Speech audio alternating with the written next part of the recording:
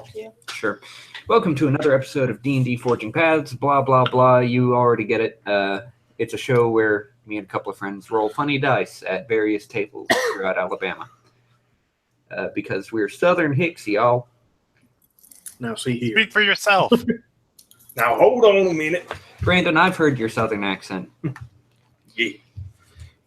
Once again, we have no absences and guests. This has got to be some sort of record or something. Nobody's for how many consecutive sessions now? I'm impressed, guys. So this means like the next 3 weeks nobody's going to show up. Right? Yeah. It's just going to be me now. I roll the dice. I rolled a die. I got a 1. Where am I playing? Real quick of note, I there kill has been myself and feel bad about so it. much happening in the RP folder this past week. I think it was something like, 13 RPs that popped up this week? Something like that. Yeah, it was pretty ridiculous, but we got a lot of talking done. Hannah slapped Makana in a moment that was incredibly cathartic for me. Slapped by a monk and does not have a jaw broke or what? I did roll the She used non-lethal her full power. damage for it, but she intended to use non-lethal damage. It was just a bruise. Slapped with an elbow. Something like that. Let's see. Everybody in the party except for James was a victim of my Operation Fuck All the Players, in which I messed with the players in some way, shape, or form. And for a couple of them, it was dream sequences, and for a couple of others, it was visits from Bandasora, either actual face-to-face meetings or sentings. And for a couple of other people, it's a byproduct of recent activities. So some of us may or may not have agreed to genocide. Yeah, You know, What? nothing. some of us. Nothing. Everything's fine. But if we're being totally honest, the group of people to be genocided are kind of have it coming. Let's be real here. I guess that does roll into the recap quite nicely. As I open a can right in front of the microphone. Sorry, headphone wearers, you're deaf now. I'm bleeding out my nose. Or something. So for the recap, they went through the cave that, in my notes, is referred to as Ajiki Filchiari's cave, which nobody can pronounce or spell, even after I take it slowly. I had to spell it rather slowly for Leah so that she could copy it down to her Don't notes. speak Hindustani, JD. It's draconic. Thank you. But yeah, you guys in your notes can just refer to that cave as the Copper Dragon's Cave because it was constructed and enchanted by a copper dragon who lived quite some time ago. Rip. Yeah. You don't often see dragons dying of old age, but those that do get really, really bored and do shit like that. Apparently he was an avid Like that. He was an avid D&D player. Dungeons and me. Yes. I made the dungeons for the dragons. Here's a fun fact for you. In earlier editions of D&D, it was actually assumed that the players would stop dungeon delving and start creating their own dungeons, sort of thing, as well as creating their own provinces and becoming nobles, sort of thing. Written into the books, once a fighter got past level 10, it was just kind of assumed that these followers would start following them around, and they would just start to build this army out of nowhere. Wizards, on the other hand, would begin to see rules and charts pop up for how to capture this or that creature and tame it of sorts, that sort of thing. And this was just kind of something that was assumed to happen at some tier of gameplay, but it wasn't explicitly stated anywhere in the rules. At this level, you transition over to this mode of play. It was just there. So it's like you have a kingdom built into your class features. Pretty much.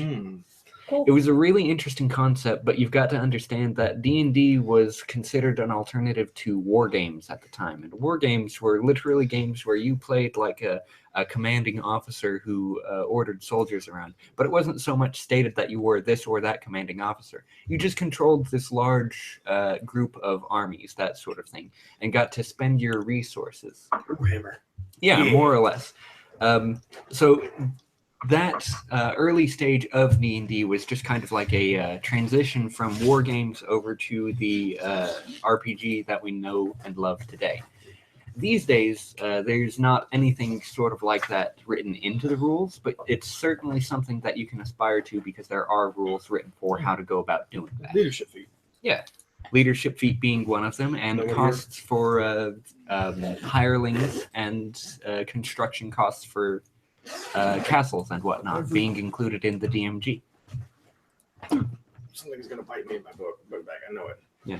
Speaking of, I would like to note, just for future reference, you can actually find pretty much all of the rules except for a couple of minutiae in the player's handbook in the feats section. Right before the feats, I think it's about page 88 in the first player's handbook. It'll have magic items, item creation feats listed, and you can read up on how to go through them there. Everyone stop asking me about it. Yes, please stop asking me about it. But no, this is not pointed at anyone in particular, although some certainly are more guilty than others, and you know who you are. But yeah, no, just for all questions, please read about it in the book and then talk to me if you have questions after that. All right, so now that I've burned up 7 minutes of airtime on that rant, let's go ahead and get into the plan. You guys had met up with Bentasura, who gave you guys Hannah because he was like, okay, you can have her on board with her. And also Ricard, who you guys promptly murdered the shit out of. Hey, you guys, Makana. Okay, I take Makana all those evil murdered brains. the shit out of, although nobody tried to stop you, so everybody's kind of implicit in his murder. Or I suppose one might call it an execution if they have a sense of justice. I certainly don't, because I'm a DM. That's like, who's this guy? Oh, he's dead. Okay. Well, that happened. Yeah. Amadeus was like, whoa, is this okay? His head goes off. I guess it's okay. Nobody else said anything.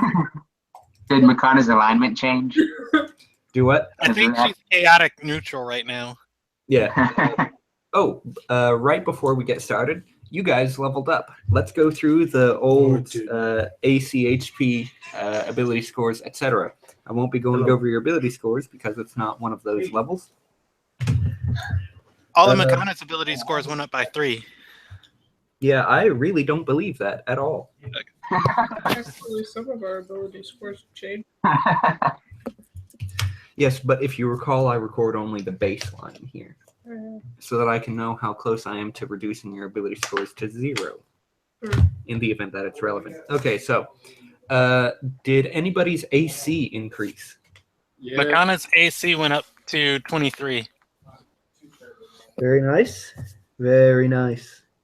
My AC is staying at 23. Okay, can I have you at 20 AC? It went up to 24. Wow.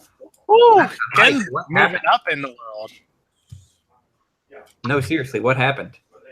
Armor and gloves. I wish I could change my AC. Ah, that's right. All right, Leroy's at 14. Erica's at 20. No, 22. Well, yeah, 22. From? That shield we talked about, so technically she won't get it until the first day there in Hildona. Right. Okay. And Addis is at 14. Amadeus didn't get any new armor or change anything, so he's fine. Okay, so let's see. Who all did not level up? Me. Okay, so Addis, Leroy, and Amadeus. All right.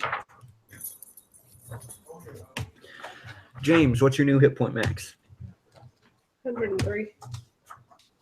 Ken, what's your new hit point max? 63. Let's hope you roll 6 on your next level, huh? Erica, what's your hit point max? 70. Just missed it. Makana, what's your new hit point max?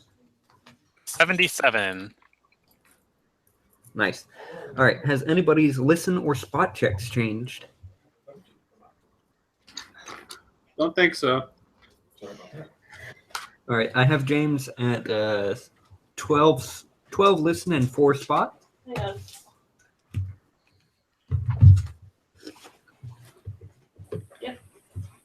I have 10 at 0 and 7.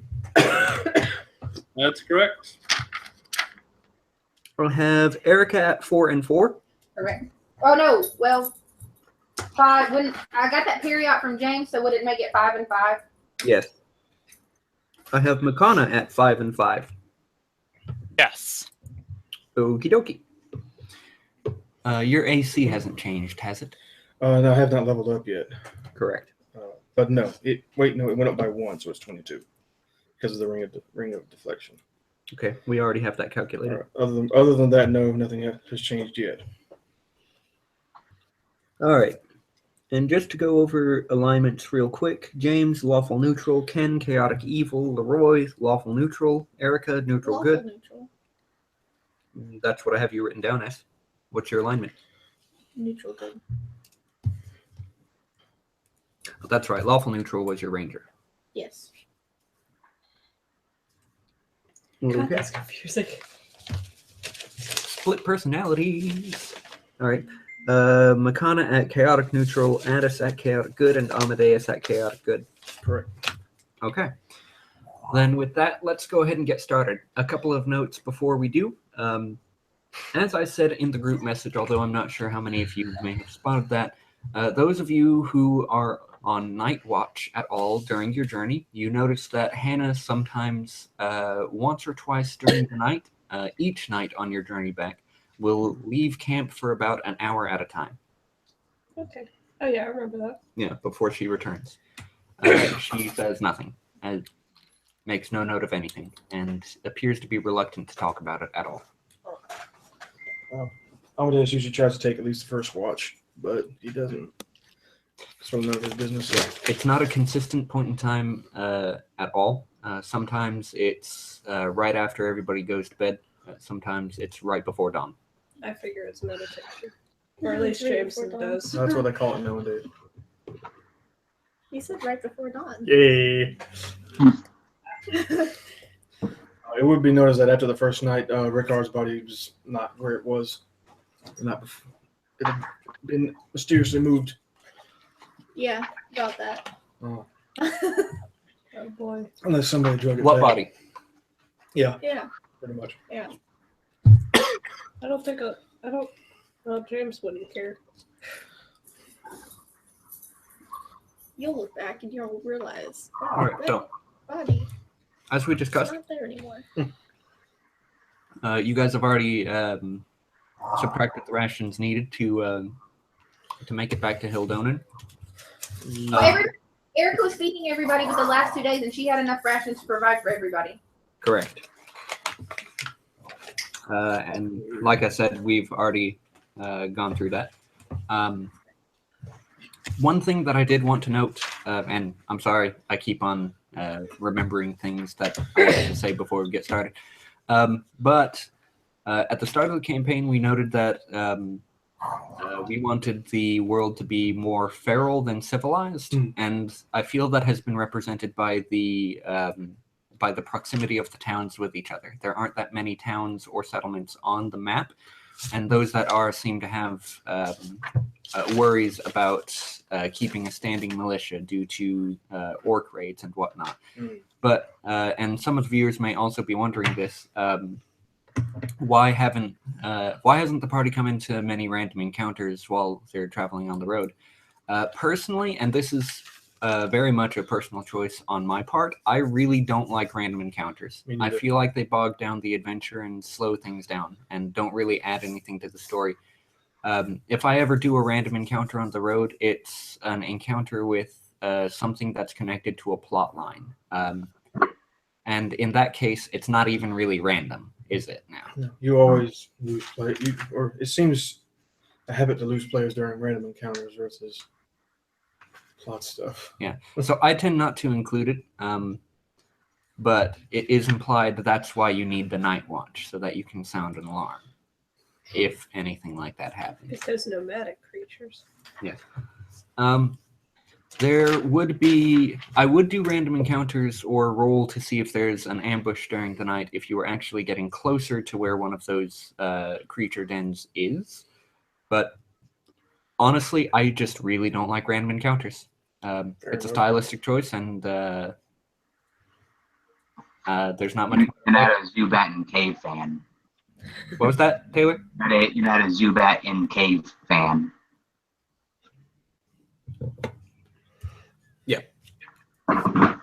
Yeah. I don't want to put my players through a Zubat. have suffered too much. Anyway, so you guys are currently standing at the bridge to Hildonen. It's about midday. Everybody's Makana's followers are putting up a tent, or their tents, because they plan to stay out on the outskirts of town with their leader who has been exiled from Hildonen. It's unfortunate.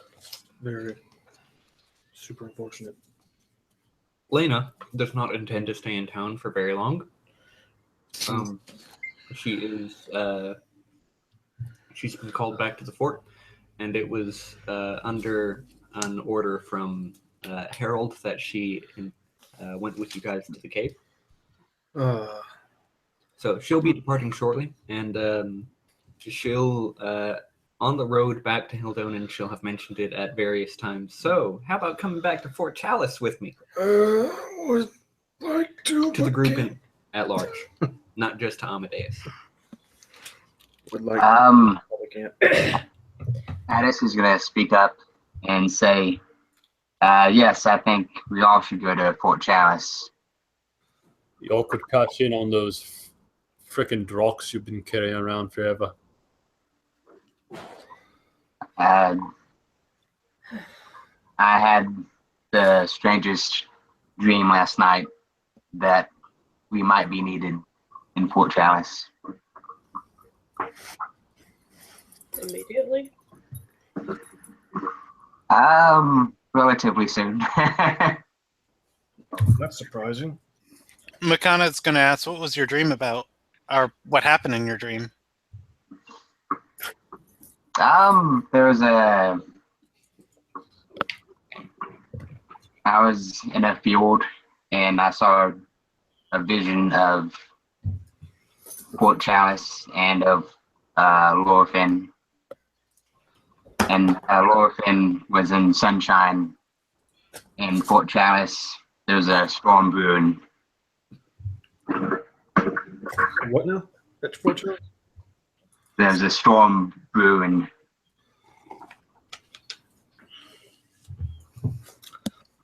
That's Makana's gonna look at Addis with a very confused look and say, and maybe that's an omen saying stay away from Fort Chalice? Or maybe that's an omen saying that we could possibly help out or stop it. I mean, I had a dream last night too, but in my dream, the sun was behind Fort Chalice and the storm was over Lorfin? Is that what he just said? No. He said the opposite. Yep. I said the opposite. Huh.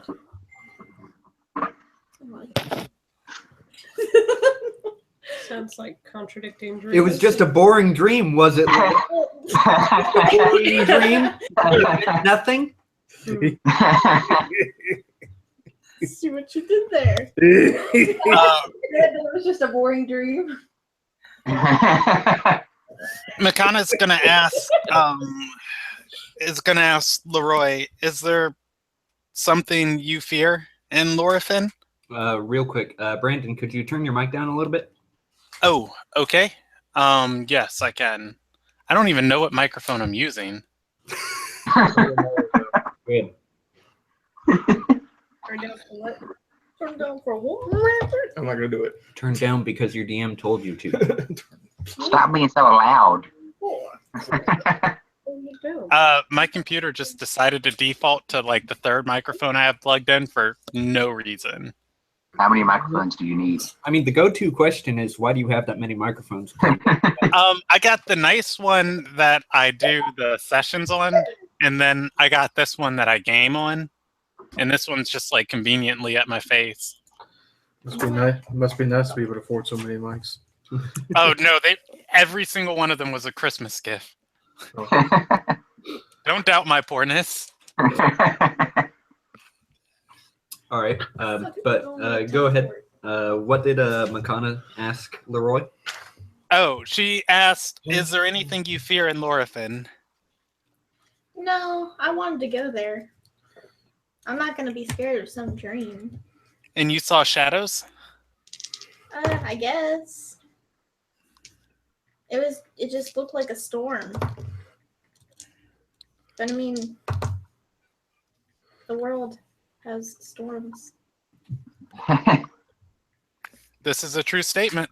Storms are natural. Yeah. So, I mean, if he had a dream of storms over Fort Chalice and I had dreams of storms over Lorifin, I mean, there's probably a storm. And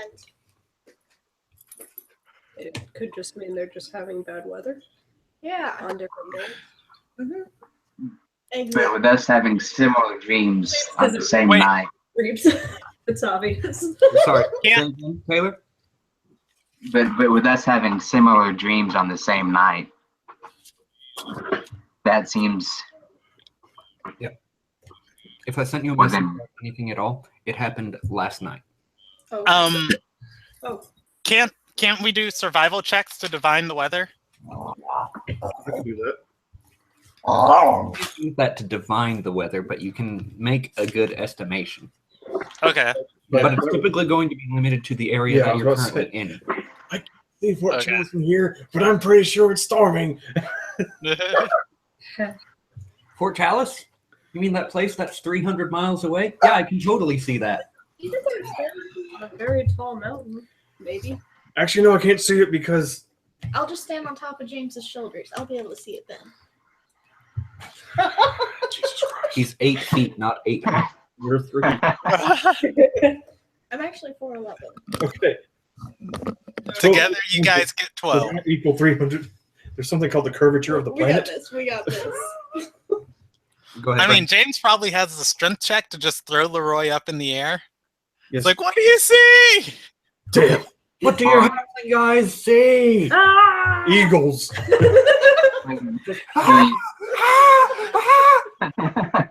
Can you teleport there? I mean, I'm only like what? With the Not bag the of holding, I'm bees! 55 pounds. But with shit accuracy. That's why you need the improved like the improvised weapon feat. Far in shot. the air and I had to fly. Zoom, motherfucker. Would you remember to use it while you're flying through the air? Yeah, let's go. Oh God. Anyway, There is something called the curvature of the earth, though. Trying to get Uh, Brandon, you were saying something. Oh my God. Oh, I think that was Taylor. Can we teleport? Yes, you can. You don't have to ask me whether or not you can teleport. I was asking the group as like, should we teleport to Fort Chalice? Makana's going to ask, have you ever been there before? No. She's going to say Love it. the nature of teleporting can be Have you? unreliable at best. Brandon, I'm going to need you to roll a spellcraft on that one. Hey, Makana has teleport. Does Makana has I've been to Fort Chalice. She got a 15 plus 5. She got a 20 on that spellcraft. Mm-hmm. That is No. just enough to know about how teleport works. So yeah. She's never been to Fort Chalice. She's just gonna say, if you haven't been there, and you try and bend space to get there, you don't know where you're gonna end up at. Or we could teleport to Lorfin. That's just as far out of the way as Hildonen is, relative to Fort Chalice. Oh, But were you saying that for the instance of to see if something was wrong in Lorfin? Yeah. Because you've been to Lorfin before, because that's where your match was from. That's true. Mm-hmm. it would mean we wouldn't have to travel anymore. It's north, right? Yes. We just have to travel west? Or is it east? I'm trying to remember the map. Let's see.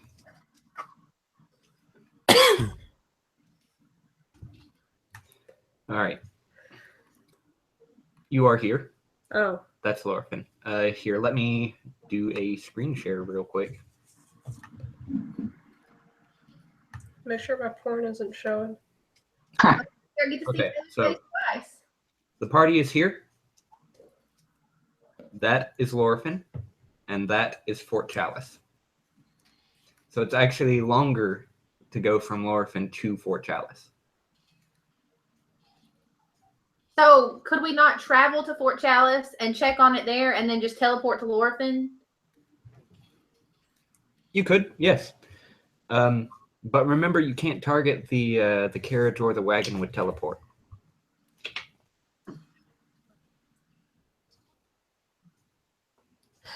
The thing that sucks. That sucked last campaign. Yeah, I don't understand why you guys don't just store everything in a stronghold and then teleport willy-nilly all over the place. Yeah, I was going to say, Makana would really be looking to purchase a guild hall. Well, I don't think the party has decided on where the stronghold should be. Makana has. Oh, and where's that? She's gonna be looking to put one up in Dratus, just because that's like the center of the world. Would this be a bad time to mention that Felicity actually owns a castle in Lorfin? Did I know that? She'll have mentioned it kind of like an offhanded sort of thing. Oh, yeah, I suppose that would be a good thing to mention, but it's kind of rude just to put it out there like that. The house in My Hildon. waifu has a house, you know. Yeah, we could always just kill Eric and like make a base in Hildonen. No. Too bad you got exiled. No. No. If Eric's dead, who's exiling her? The state? I got it. What about rope trick? Can we put it? Rope trick? Yeah. Isn't rope So trick made specifically for people to rest in the extra dimensional space that it creates? A 5 to 30 foot long thingamajig. No, that's that's a target. Why would it be called rope trick? Because it's a trick, and it's cast on a rope. And it's 1 hour per level. Yep. Once you hit 8th level, you can rest in there. Yeah. You have to tie yourself to said rope, but you can totally do it. I'm in level 9. What was that? Mankind's Magnificent Mansion or something like that? Rope trick. Oh. What, 3rd level? I think it's 3rd level. Second level. Oh, even better. Poured up to 16,000 pounds. I.e. not James. 16,000. Oh, 16,000? 16,000. Yeah, I don't weigh Well, that in either much. case, you wouldn't be able to climb the rope. He's like, you Why don't would want I say that? I have climbed. I was more so thinking about the cart. Upper body strength. Keep reading the spell. I'm pretty sure the rope goes up into the air. Here. James can lift it. Hand it to me and I'll read it. Yeah. All right. When this spell is cast upon a piece of rope from 30 to 30 feet, 5 from 30 words. Cast on a piece of rope from 5 to 30 feet long, one end of the rope rises into the air until the whole rope hangs perpendicular to the ground, as if affixed at the upper end. The upper end is in fact fastened to an extra-dimensional space that is outside the multiverse of extra-dimensional spaces, or planes, if you will. creatures in the extra-dimensional space are hidden beyond the reach of spells, including divinations, unless those spells work across planes. The space holds as many as 8 creatures of any size. The creatures in the space can pull the rope up into the space, making the rope disappear, in quotation marks. In that case, the rope counts as one of the 8 creatures that can fit in the space. The rope can support up to 16,000 pounds. A weight greater than that can pull the rope free. Spells cannot be cast across the extra-dimensional interface, nor can area effects cross it. Those in the extra-dimensional space can see out of it as if by a 3-foot by 5-foot window were centered on the rope. The window is present on the material plane, but it's invisible, and even creatures that can see the window can't see through it. Anything out inside the extra-dimensional space drops when the spell ends. The rope can be climbed by only one person at a time. The rope trick spell enables climbers to reach a normal place if they do not climb all the way to the extra-dimensional space. Note, it is hazardous to create extra-dimensional space within an existing extra-dimensional space, or to take an extra-dimensional space into an existing one. So no bags of holding. Material component, powdered corn extract, and a twisted loop of parchment. No more. I could hold your bag of holding. I just have to stand outside. Do not take a bag of holding into a rope trick. Well, I can't. You want to Because you said it I can't mentions climb it. specifically, don't do that. Do you know what happens when matter and antimatter meet? Yeah. No, you don't. You know why? Because no one's ever survived it before. Anyway. I know the theory. That's the first thing Addis is going to try. So, 30 minutes on just So the consensus is we're actually going to Fort Chalice. I don't know what the consensus was. Well, Addis wants to go. Of course, Amadeus would want to go back to he's wanted to go back to Fort Chalice for a while, but he got caught up in something. So Fort Chalice is my vote. All right, so we've got 2 for Fort Chalice. So let's just take a quick vote. Who is for and who is against Fort Chalice Which one among first? the party? So Fort Chalice, yay or nay? yay. Yay. So that's 2-2. Brandon? What did Erica vote? Erica has not yet voted, nor has Ken. Makana abstains because she had her bargain with Erica. Ken? Ken wants us to get rid of these Drox. Okay, so Ken votes for Fort Chalice. Yes? Yeah, because more than anything, he just wants it to be a thorn in Bandasaur's side. Haha, there we go. Doing it out of spite. I love it. All right, what about Erica? Erica's okay with going to Fort Chalice. She doesn't care. Okay, so you abstain from voting? Well, she would go to Fort Chalice. She wanted to go before last time, but when the party didn't want to go. So that's 4 for Fort Chalice. What about Makana? She abstained. Okay. So Fort Chalice, it sounds like. Fort Chalice, it sounds like. If you guys like, you could park the cart here in Hildonen at the Saul residence and then just teleport over for like a day or so. That is an option. And then you could teleport back to the wagon and then go to Lorifin. Who all has teleport? Both Addis and Makana. McAddis, if you will. Yes. That's our celebrity couple name. Yes, it is. The amount of people you can teleport with kind of limited at this level. It's 1 person per caster level. So Addis could teleport up to 9 people. And Makana could teleport up to 10. does James count as more than 1 since he's a large creature? No, he is a single creature. I wasn't sure. I was just asking if there was a size limitation. Brandon, does Psionic Teleport just say this functions exactly like Teleport in the player's handbook? It does, but I will just double check to make sure. I think it had 1 tiny modifier to it. It's immediate action. Because a lot of the psionic spells are like, this functions like this, except for, and then lists like one tiny difference. Okay, it functions as teleport, except for as noted here. And I think the difference is trying to teleport somebody against their will. JD? Yes? You may also bring one additional willing medium or smaller creature or its equivalent per 3 caster levels. Can I see the player's handbook, Lena? Yeah, you have to be a size category or smaller to teleport anyone. Yeah, A large, that's what I was thinking. a large creature counts as 2 medium. That's what he's That's what I thought, JD. I just want to say, ugh. Well, I- I may home rule it otherwise. Haha. Fine. I'm just telling you what the handbook said. Because I was looking at teleport yesterday. I That's the only mean, reason I know. with Addis and Makana, we can teleport up to 8 people. So that'd be the group. And What about the followers? yeah, that'd be everybody except the followers. Sorry, guys. We'll be back in a couple days. See ya. If only they had a fast travel option. Okay. Large creature does count as 2 medium. DRACHS. So let's see.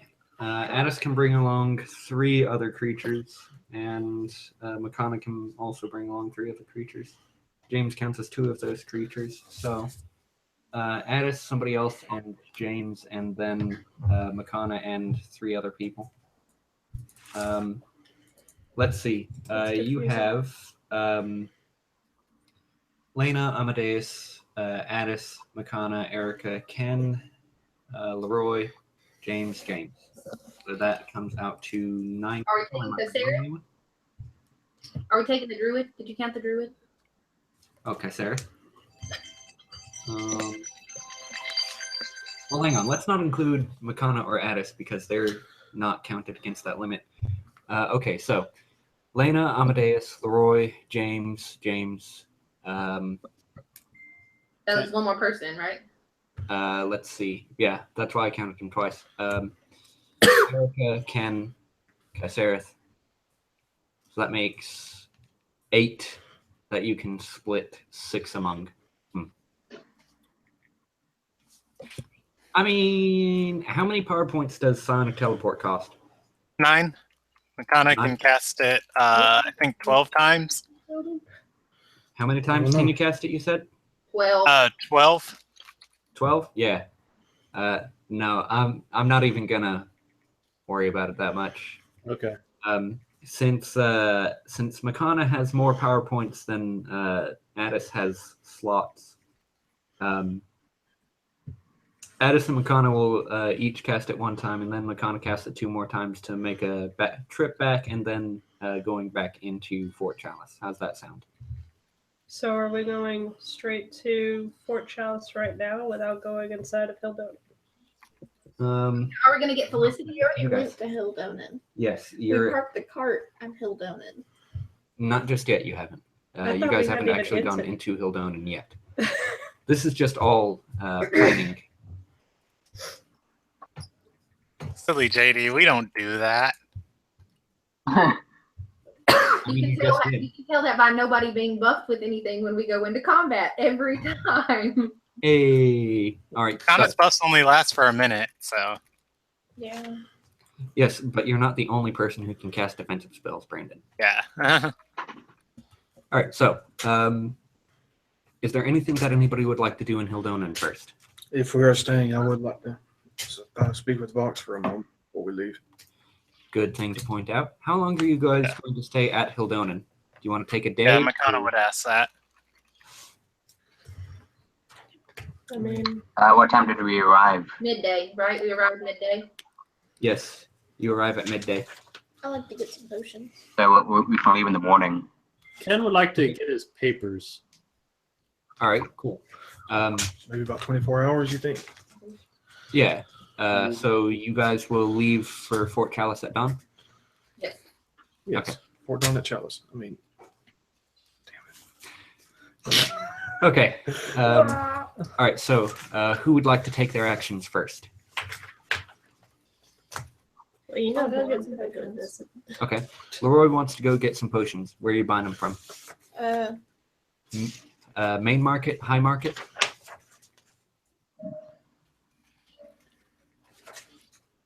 Oh, It's just cure light ones. you're just picking up a potion of cure light ones? Yeah. Okay. You find one going for 90 gold. Can I talk it down? Sure. roll a diplomacy check.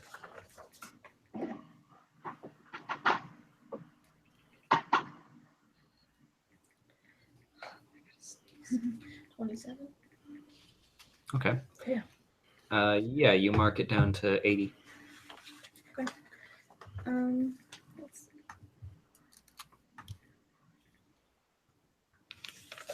I will get 5 of those.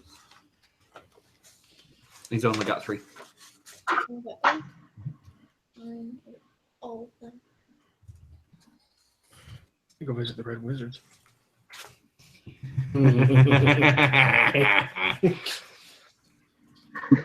We don't say healing stuff. Heresy. Okay. That'll be your actions, or are you doing anything else? Okay. Okay.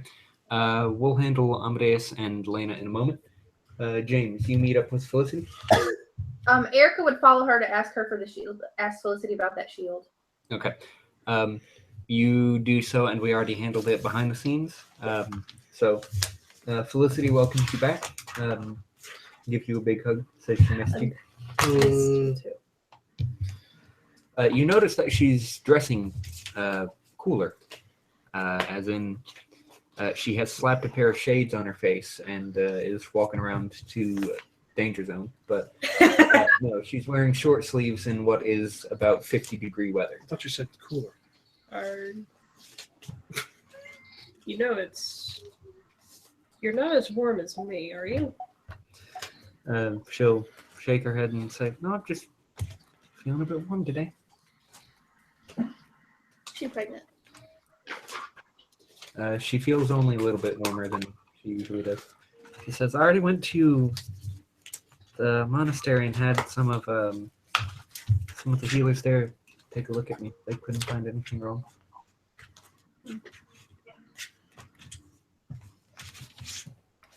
Is that the only change? She stops for a moment and then casts prestidigitation. A puff of flowery scent emits from her hands, and she says, "No, it's just, well, for a couple of weeks the smell of fish wasn't really bothering me, but now it's just awful." She's pregnant. I'm listening. Thank you, Leah.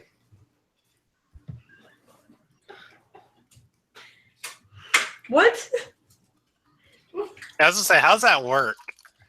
I mean, It's a fun and interesting thing, and I'm glad you asked, class. You see, when two people love each other very much. The simple answer is that she's not an elf. We think she is. Yeah. Yes, she thinks she's an elf, though, because her father raised her as an elf, and she has elf features. Oh, see, that was... James wouldn't know any of this, would he? Correct. It's like James is about to retire. James is about to settle down with a couple of kids. But no, other than that, nothing really has changed. She's excited to go to Lorphin. About that. Apparently, we're going to Fort Chalice. That's a bit out of the way, isn't it? But we'll be going to Lorphin after. Still a good few days of journeying over to Fort Chalice. The group had it in their heads to teleport there, just to check it. Oh, well, all right. I guess that's fast. Have any of you been to Fort Chalice? No, I've never been. Aside from the knights. No. Oh, I'm not too excited about it either. okay. Well, good luck, I guess, and be careful. Don't worry. We'll be back. I know you will. You promised. Always promise. Meow. But Bah! we're not He didn't leaving. put it. No. We're not leaving today. We're leaving in the morning. We're leaving tomorrow. So you'll have me for the rest of the day today. And She pats your hand and gets back to selling her wares. He'll She just goes stick about by and her. does the shield shopping that Erica did behind the scenes to get you that shield. It's a shield of blinding, right? Yeah. Okay. +2. Yeah, so just FYI to her comrades, don't look directly at her shield. But we're not Medusa. It now flashes. It goes beep, beep, beep. Ah! So it's like shining a laser pointer right in your cornea, right? Yes. Oh god. It's for everything within 30 feet of her. Don't stare directly at her for too long. What? Grossly incandescent. are you sure you want me to take Okay, so Whatever. that wraps up James, correct? You don't want to do anything else in town? He's gonna stick by her. Just for the sake. All right. Hey. Let's see. Is Ken doing anything? He said he was going to go get his papers. Yeah. All your papers. You have the papers to get into the inner circle now, Oh yeah. but not onto the island. Got it. Okay. Let's see. Or did shopping. Erica, is she doing anything else? She would like to go see her sister just for a little bit before she leaves. Okay. All right. Yeah. Nothing really has changed with your family since they've been gone. No,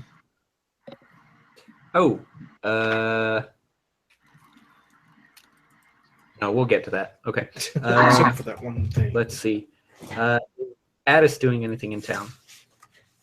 Addis is buying 10 rations just in case. 10 rations? Okay. That's probably a good Yeah. decision. That will be 7 gold. And what about 7? How much? 7 gold. Okay. It's a very nice dog. Ken will also buy 10 rations. Not for you. I was repeating myself for him. The dog feed is going to be, let's see, it normally goes for 5 copper a piece, inflate to 7 copper a piece. Ken's also going to buy 10 rations. Okay.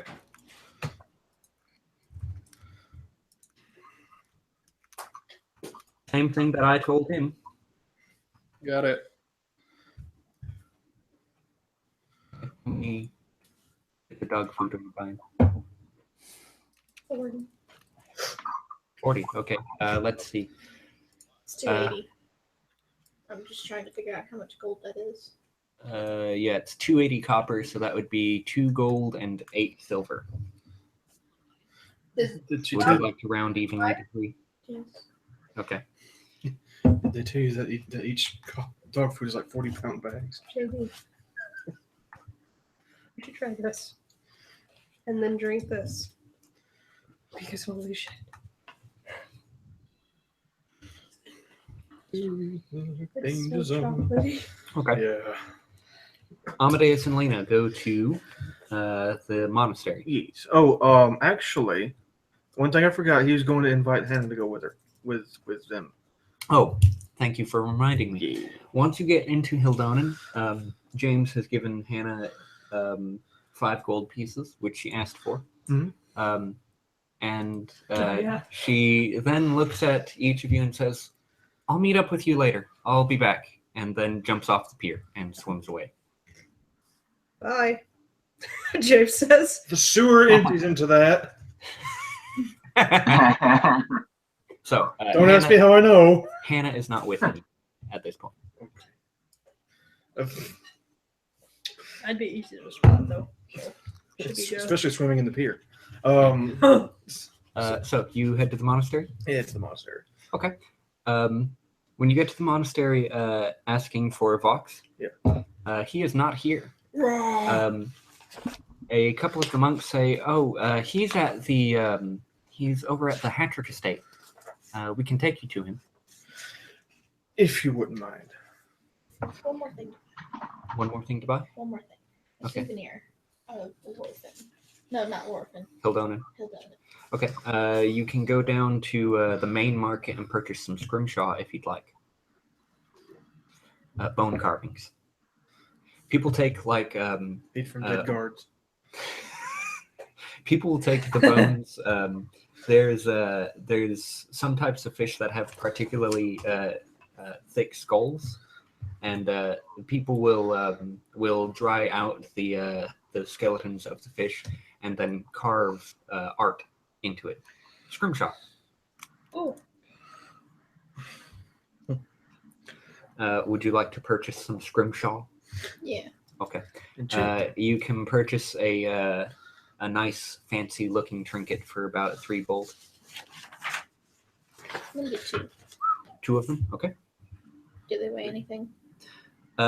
They are fish bones, so they have negligible weight. Talking goldfish or tuna? Carrying a tired tuna on my back. All right. Let's take you into the onto the island. They present papers that look different to the ones that you've seen everybody else toting about. Oh. And you are led to the Hadrick estate. Once there, you notice that there are a lot fewer guards than you recognized, and there are a lot more members of the Knights of the Chalice here than you would think would have been welcomed previously. Also, all of the doors and windows are open. All of the doors and windows are open. Yes. Okay. Almost like they're airing the place out. When you approach, you see Vox emerge from the doorway. He's got a scroll in his hands, and he's reading it over. He reaches over and grabs an ink pen from one of the other knights that's walking alongside him, and he scratches off a couple of items on the scroll, rolls it back up, and hands it back to the person. He brightens up when he sees you and says, "Ah, a change from paperwork." He approaches I am indeed. and says, "Welcome back. I can assume that it went successfully." It did. Firstly, I'd like to note that I was very impressed with Lena's performance. We obviously made it out alive. We recovered the item in question. Very good, very good. We weren't able to bring it back, unfortunately. But as it stands, we are we have set a course to Fort Chalice in the morning. Oh, tell him it's a dragon heart. He's not. He was gonna try to do that in a more private course, but You can mention it in the written report. he'll do that.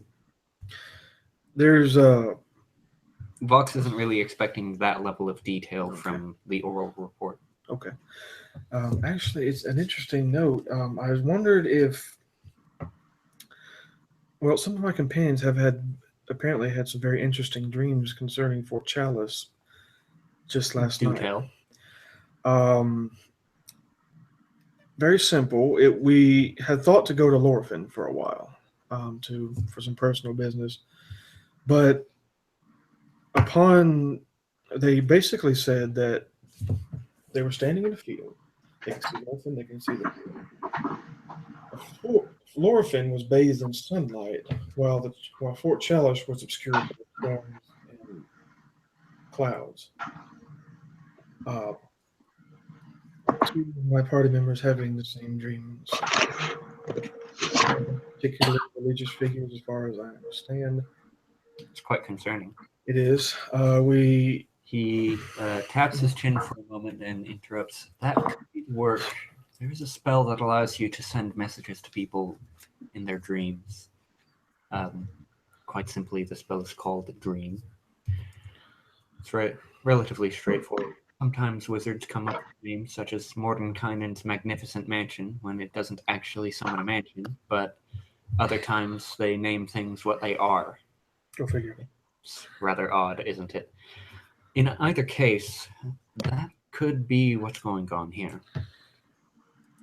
Now, considering what you've told me about your current adversary, I wouldn't be surprised if this is him attempting to play some sort of trick on you. Well, he's been around lately. Close. So I wouldn't put it past him, but Lena says, he's rather rude. he is rude. Nosy even. But I'd also wondered if there had been any word from any similar reports from how does he put this discreetly? The Oracle has not said anything about Fort Chalice recently, has she? Vox glances around as you say as much, and he says, I've heard nothing. That was mainly what I wanted to find out before we left. We have been relatively silent as of late. However, I will make sure that word well, if you're going to be there soon, then you can convey my concerns, and I'll look into an opportunity to move back to Fort Chalice for a moment when I can. We intend to make all haste by magical means if we can. Teleportation? Yes. Very good. We're going to attempt it. He gestures to the mansion behind him and says, you are no doubt wondering what I am doing here. I have questions, yes. As it turned out, although your investigation of the upper floors was, shall we say, slightly fruitless, the absence of information does not necessarily mean that there was no information at all. I was afraid of that. But... Correct. I was capable... it was fortunate that I was able to narrow down my search right about the time that tension between my order and the Hatricks began to, say, come to a head. I took a gamble. Fortunately, I was right. I've always been told I should be a betting man. As it turned out, Eric was guilty of summoning devils. Devils. In his cellar. Down past the first layer of the cellar, there was a secret passageway into a further layer beneath Hildonen. That is where there was a summoning chamber and what appeared to be some sort of sacrificial altar. I believe that is the source of the missing nobles that have been going missing on the island, but word of that has not reached any other part of Hildonen because it's been kept here on the island, intentionally. I'm just going to get sort of visibly upset at the mention of summoning circles and devils, but...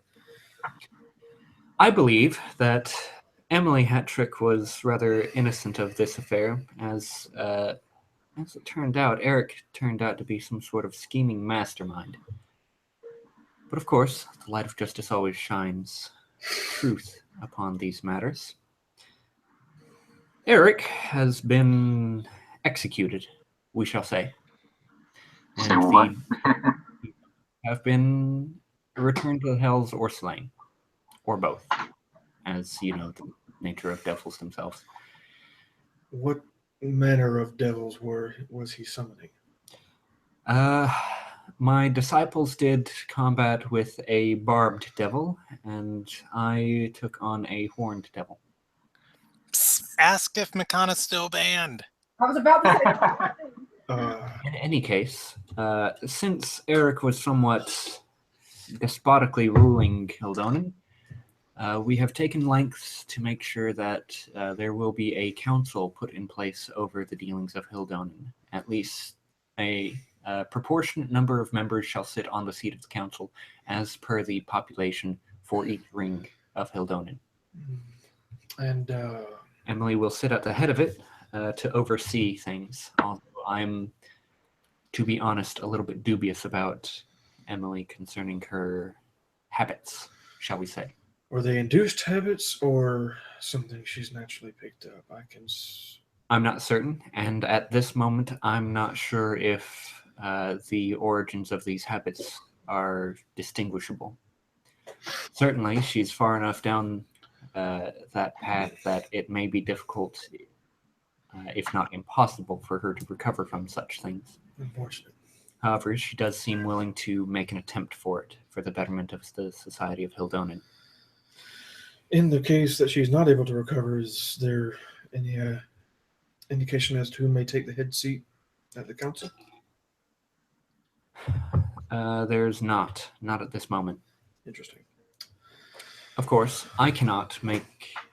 I would very gladly take that seat if I were able to, but you know that as I am very closely tied to the order, Excuse me. it would be a conflict of interest. Fair enough.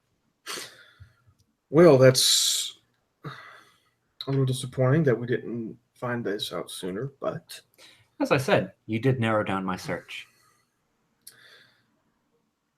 We had hoped of his innocence, but things are not Alas. always here. Yes. It is quite sad. He was quite competent. Very, very competent. What of the you mentioned nobles? What of the prostitutes themselves? Those, yes. That would appear to be one area in which he was truthful. I questioned some of his staff, and they affirmed what you reported to me. Interesting. It would seem that, if I were to take a guess, that was a front to try and throw you off. Or perhaps he legitimately cared about those people, but took something of the wrong path to get there. I understand it from his journal that he kept in the hidden cellar. He was utilizing the devils to secret away the funds of the killed nobles. See. Oh dear. Indeed. Well, crisis averted, I suppose. Yes. We are quite fortunate that he did not begin to summon anything greater than a horned devil. That's upsetting. But I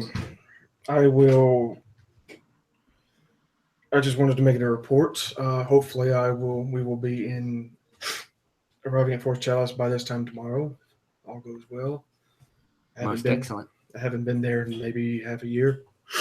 But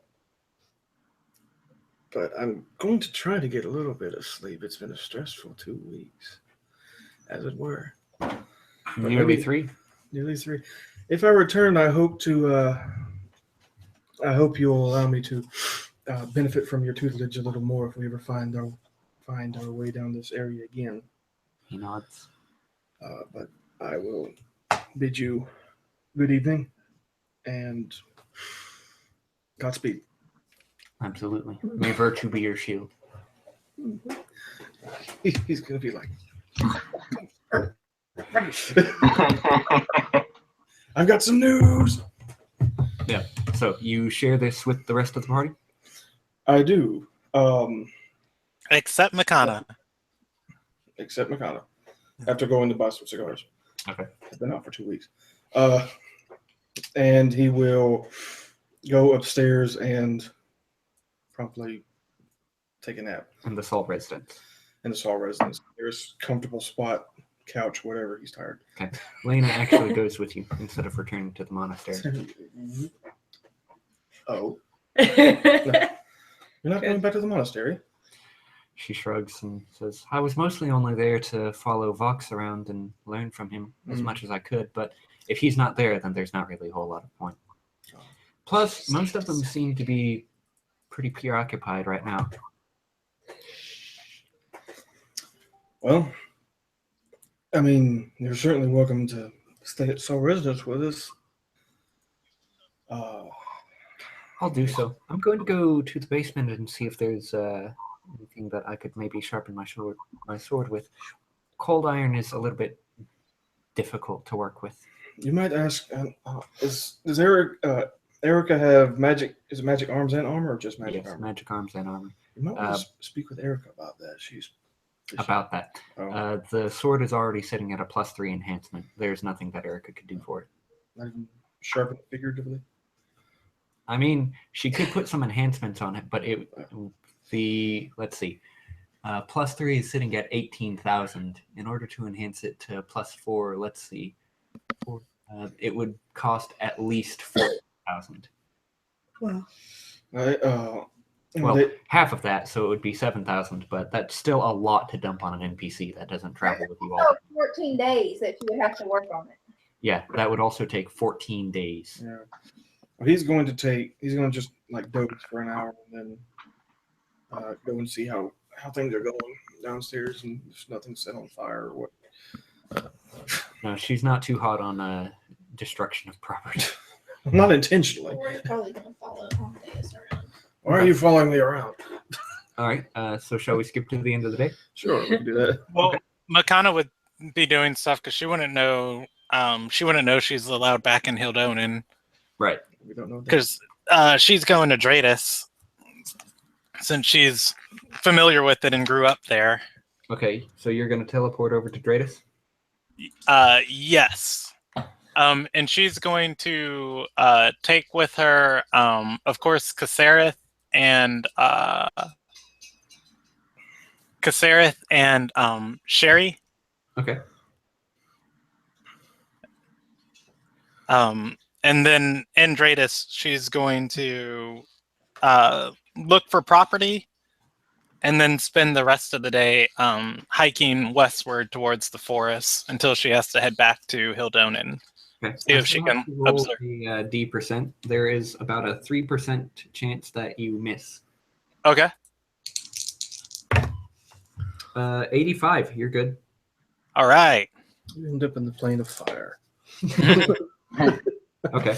Mistakes were made. Yeah, teleport doesn't take you cross plane, but Well, it's not supposed to, but no. That is correct. Why Not am I in- supposed to. why am I in the astral sea? All right, so you look around for property in Dratus, you said? Yes. Okay. Let's see. Hello? There is actually a vacant manor. All right. She'll inquire as to how much it is. Let me find that out. Okay. First, I have to remember where that table is in the DMG. We were just talking about it. Yeah, we were just talking about it, but I don't look at it that often. Let's see. It's probably under urban adventures. Yep, there it is. All right, it is a. It's going to be a little bit in between Grand House. Yeah, and somewhere between a mansion. Ooh. To purchase the manor, it is currently going for 20,000 gold. Oh my gosh. Sorry. Oh, Don't chill. exactly the amount that I have. Oh, check that out. Who's selling it? Who's selling the manor? It belongs to the government. Okay. Oh dear. Makana's gonna look for a place to sell her kukri of throwing and returning. Ken still has that. I thought she asked for it back in the dungeon. She didn't. I thought she did. I wrote it back on my character sheet. Pretty sure she did, Chris. Yeah, she did. All right. Then I'll take it off. Yeah, I didn't give it though. It includes. There are 8 bedrooms. Okay. Includes a kitchen, a stable. Those are separate though. Yes, a cellar, and it has a second floor. There is some plumbing. Okay. Is she able to find a buyer for the kukri? It is a kukri of throwing and returning +1, correct? Yes.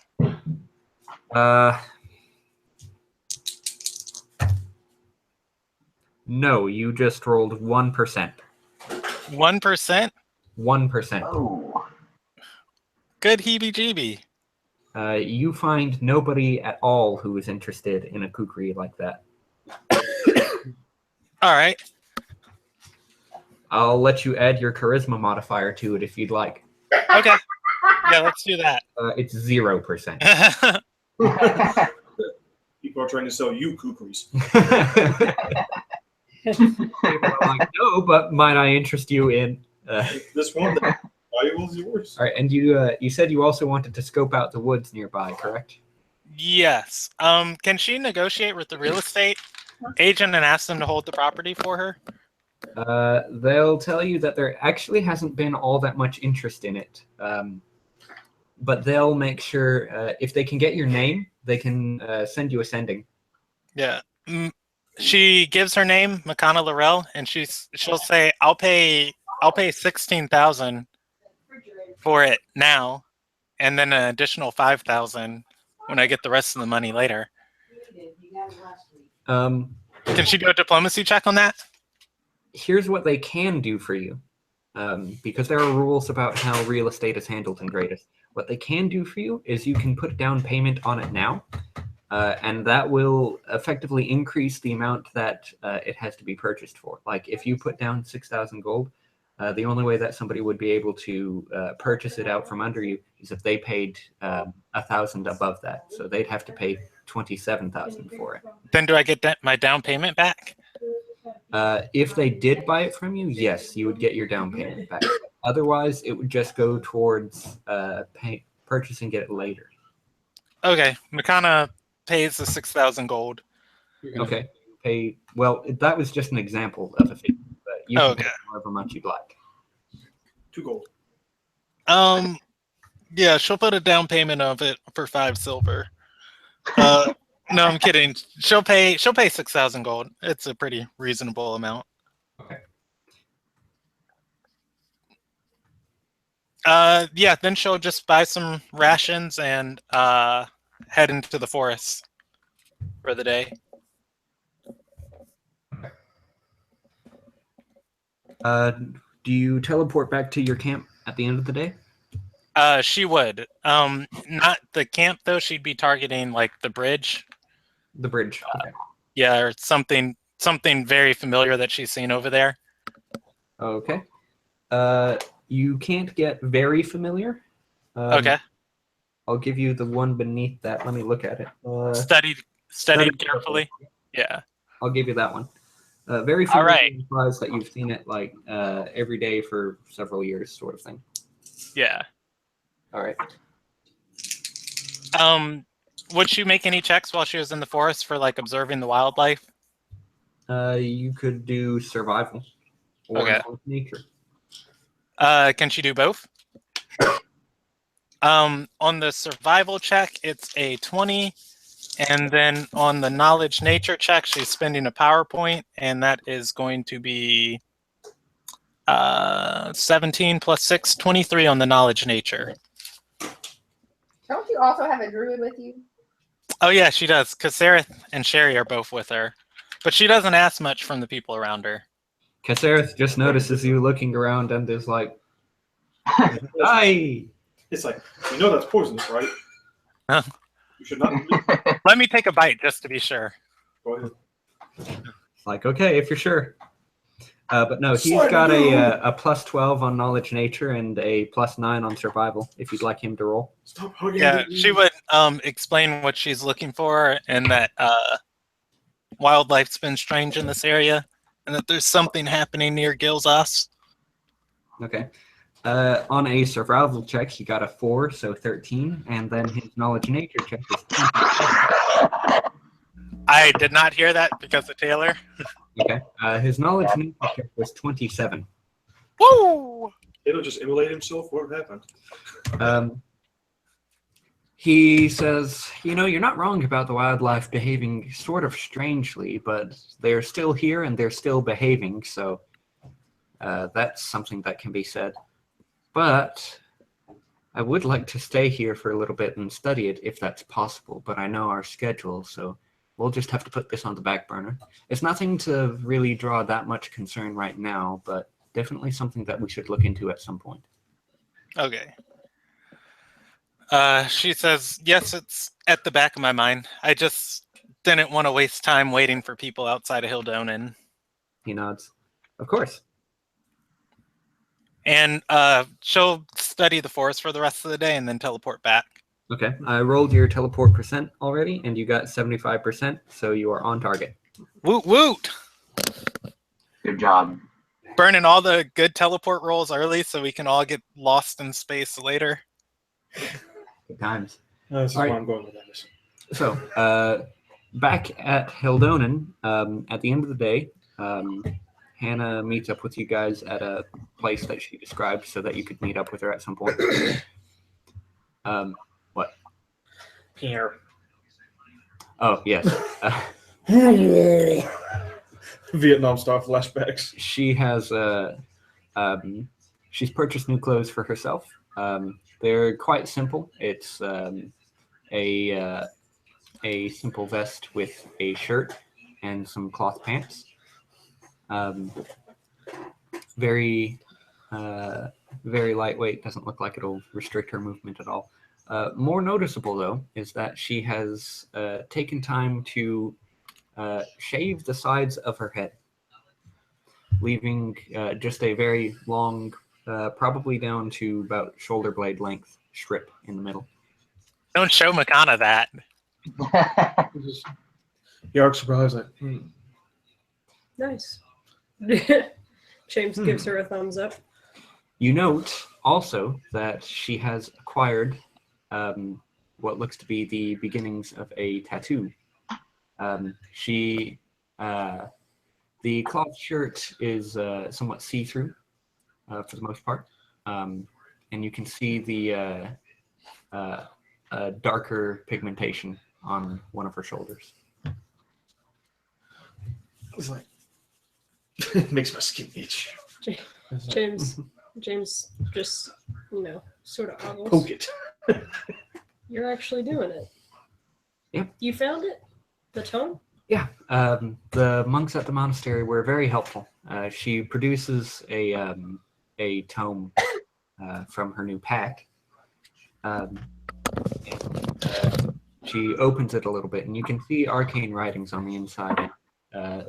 What appear to be some pictures, sketches, inked sketches of various tattoos. And she says, the monk that trained me was of a specific order belonging to the tattooed monks.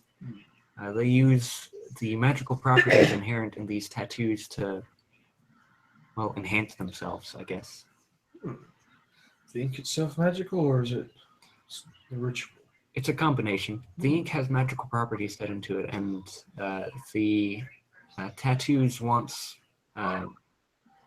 structured properly, they kind of act like arcane glyphs, if you will. She snaps the book shut and puts it back into her pack and says, well, this is me. Fresh start. Something like that. Tell me how it goes. She opens up her shirt and reveals the tattoo on her shoulder. She's got undergarments. And on her shoulder there is a kind of blue, deep blue color tattoo of what appear to be waves of the ocean. James is interested. Licks the tattoo. No. It's a little bit above her shoulder blade and kind of curls over, crawling along her clavicle. She says, the tattoo of the ocean sustains me.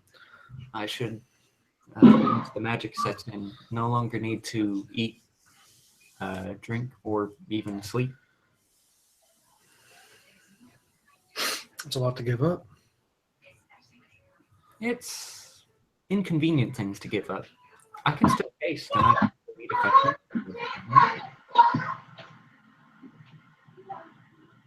can. James is like, and then looks back at Felicity. Like, I want that. But that's actually, he's a monk. Oh, James introduces Felicity. Hannah, this is Felicity. Is she on his back or right next to him? Next to him. Introduces. Felicity and Hannah have met each other now. Yay! I'm not doing a conversation between two NPCs. Ew. And there's It gonna gets go. confusing, It does. particularly when they're the same, like when they're of similar types. Indeed. Well, I'm just going to go downstairs and see how Lena's doing. She's managed to find a sort of a whatchamacallit, the thing that spins around really quickly, grindstone. Grindstone. She's found a grindstone and has managed to put the edge back on her. How's it On the sword. going? She pats the grindstone once it's slowed down and says, "Whoever's house we're living in was loaded. That is an adamantine grindstone." Graham. What? So he had similar thoughts, but now he's just like, grindstone. Yes, apparently they were.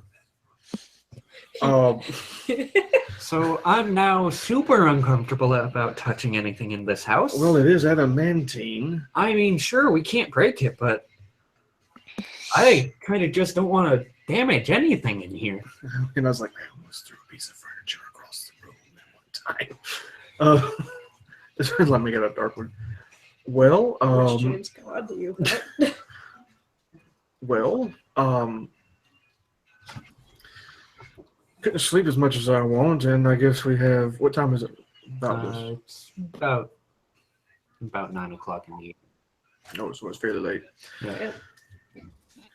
I guess everybody else has settled down, but haven't had a chance to actually see what's going on in Helldomen since we got here.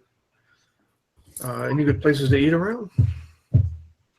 She shrugs and says, "I'm not sure about on the island, but I do know of a place over in the inner circle. They actually have a pretty good selection of shellfish. All freshwater, of course, because Helldomen is a lake. That's more or less the most that you're going to see. But there's a chicken farm on the outer circle that sends some of their older chickens to the inner circle for They're run by a cuisine." cleric. Dang it. We're Jordan. Was he a cleric? I thought he was a druid. He was a cleric. Remember, he Yeah. bought like 10,000 chickens. Yes, They I created remember. the I Monopoly. remember what he did. I don't remember what class he was. I do believe he was a cleric. He may have been. He was. He was mostly just hard ass, but he almost did it. What's your class? Smartass. It's like, but so yeah, he'll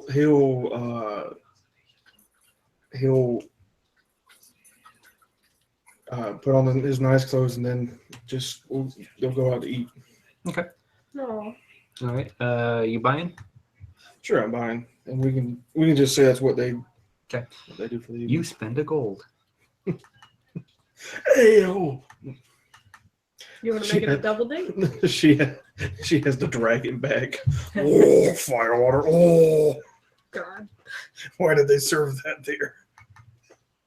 I mean, yeah, he wasn't necessarily thinking of it that way, but he was just thinking food, shellfish.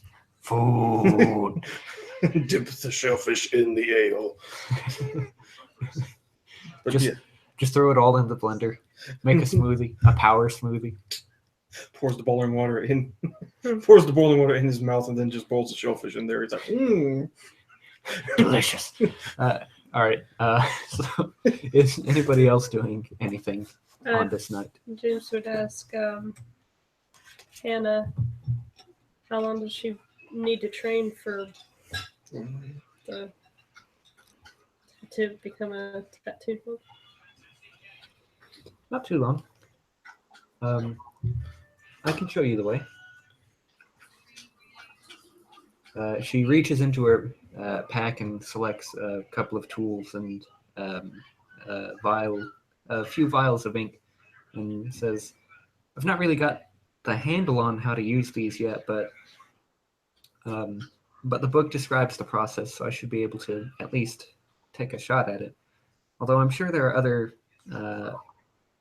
artisans elsewhere that could do the actual markings themselves. Once if you've got the book, you can apply the tattoos. You don't even need to be particularly magical. Because all the magic is in the way the ink is applied and the ink itself." James is just fascinated by this. You can make me a different color than I am now. Felicity's like, no tattoos. You're about to be a dad. You've got to get a job at a nice, respectable place. Has currently 10,000 gold on his person. Nope. Nope. Anyway, You're about poverty monk, aren't you? I don't have that much gold on he me. bought a thing.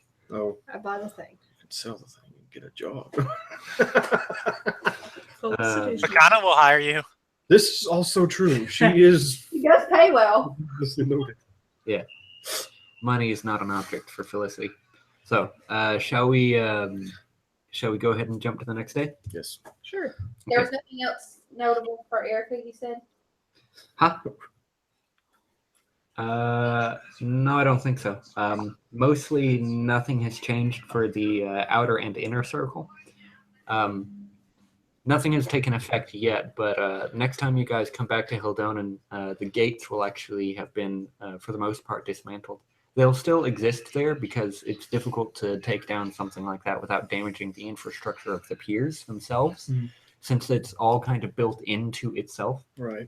It's kind of one piece, as it were. But there will no longer be, like, after that point, there will not really be any requirement for papers. You can more or less go to any of the districts. You still need the papers to take up residence in one of those areas because, that law is still in place. But Right. It's nicer. yeah. But you can walk wherever you want, basically. Well then. Me? I actually have to mingle now. Check that out. Check that. Peasants, no! Before we head on to the next day, I'm gonna go pee real quick. Okay. Shellfish, shellfish, so much shellfish. You really think she's pregnant?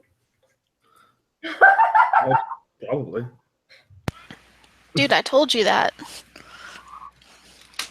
It's not confirmed. That was my first thought when JD started Hi. symptoms. That is the first thing I said. Pregnant. Start. Thank God. I mean, that's what happens when you have a lot of sex. Makana will explain it to you. Well, And she'll be like, wait, I wonder if I'm going to get pregnant. Oh my god. they, Yes, you and Erica will create a baby.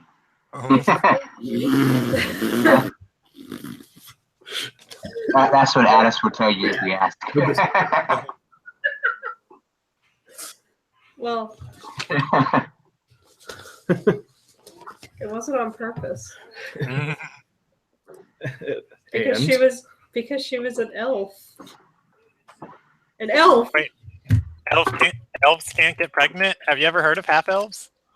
No, not by Centaur. All right. Well, if you do have a baby,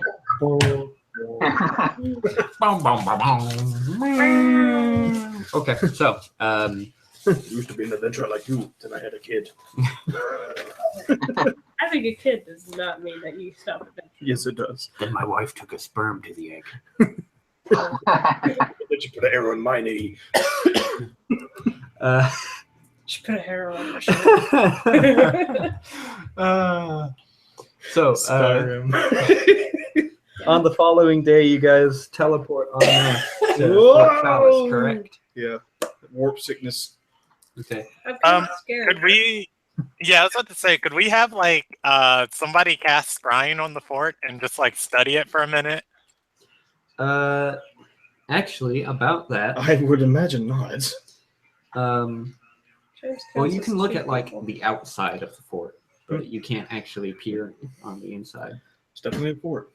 Let me look at teleport again. Yeah, I was about to say because Makana definitely does not feel comfortable teleporting there. I don't either. I thought we were traveling there, and I teleported. No, I think we spent like 10 minutes figuring out that we actually could teleport there, like en masse. Yeah, I was about to see because Makana would be rolling off of the like viewed once, and that'd probably be like off of a book or something, Yeah. or her submine. Lena actually has a portrait of Fort Chalice that she purchased here. She commissioned it by one of the artists. Well then, the Look exact. Look how convenient she is. Isn't that right? It's almost like she's supposed to be with a party. When asked about it, she says, "Well, I thought it would be a nice gift for Lucia." Huh. So it gives you the exact GPS coordinates to the. Wait. Anyway, so that does actually give you viewed once. Must be a really good portrait. Is Hannah coming with us, or is she staying like Felicity? Hannah's gonna sit in town. She has no interest in going to Fort Chalice. Cool. Okay, so Addis for teleporting over, right? I'll take care of your percentage rolls. Please don't die. Okay. Who am I taking with me? It's the TPK. Who are you taking with you? You get to pick Leroy. Leroy? I was going to say Erica, but Ken has to go wherever Erica goes, or Ken's not going to be happy. I can take 3 people with me. Is that right? Yes, and James counts as 2 people. Do you want to just take Leroy and James? Wait, doesn't Leroy count as like a half person? Hey. I don't think so. They repealed that law many years ago. No, it's medium or smaller creatures. Oh, okay. Yeah, I can do that. But it Man, look at D&D cheating. Large creatures count as more, but small creatures don't. A huge creature counts as 2 large creatures, and so forth. Anyway, Insta TPK. so Addis with James and Leroy? Yes? Yeah. All right. No whammy, no whammy. No whammy, no whammy, no whammy. Let's see.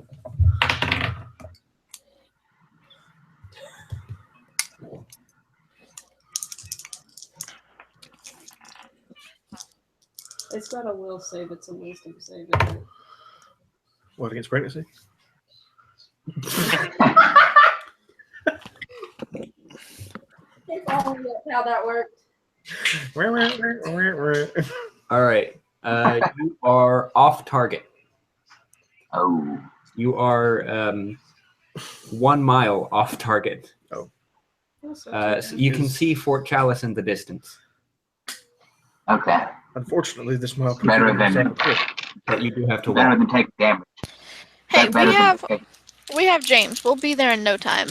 Yes, beast of burden, carry us the rest of the way. Hey. Yeah.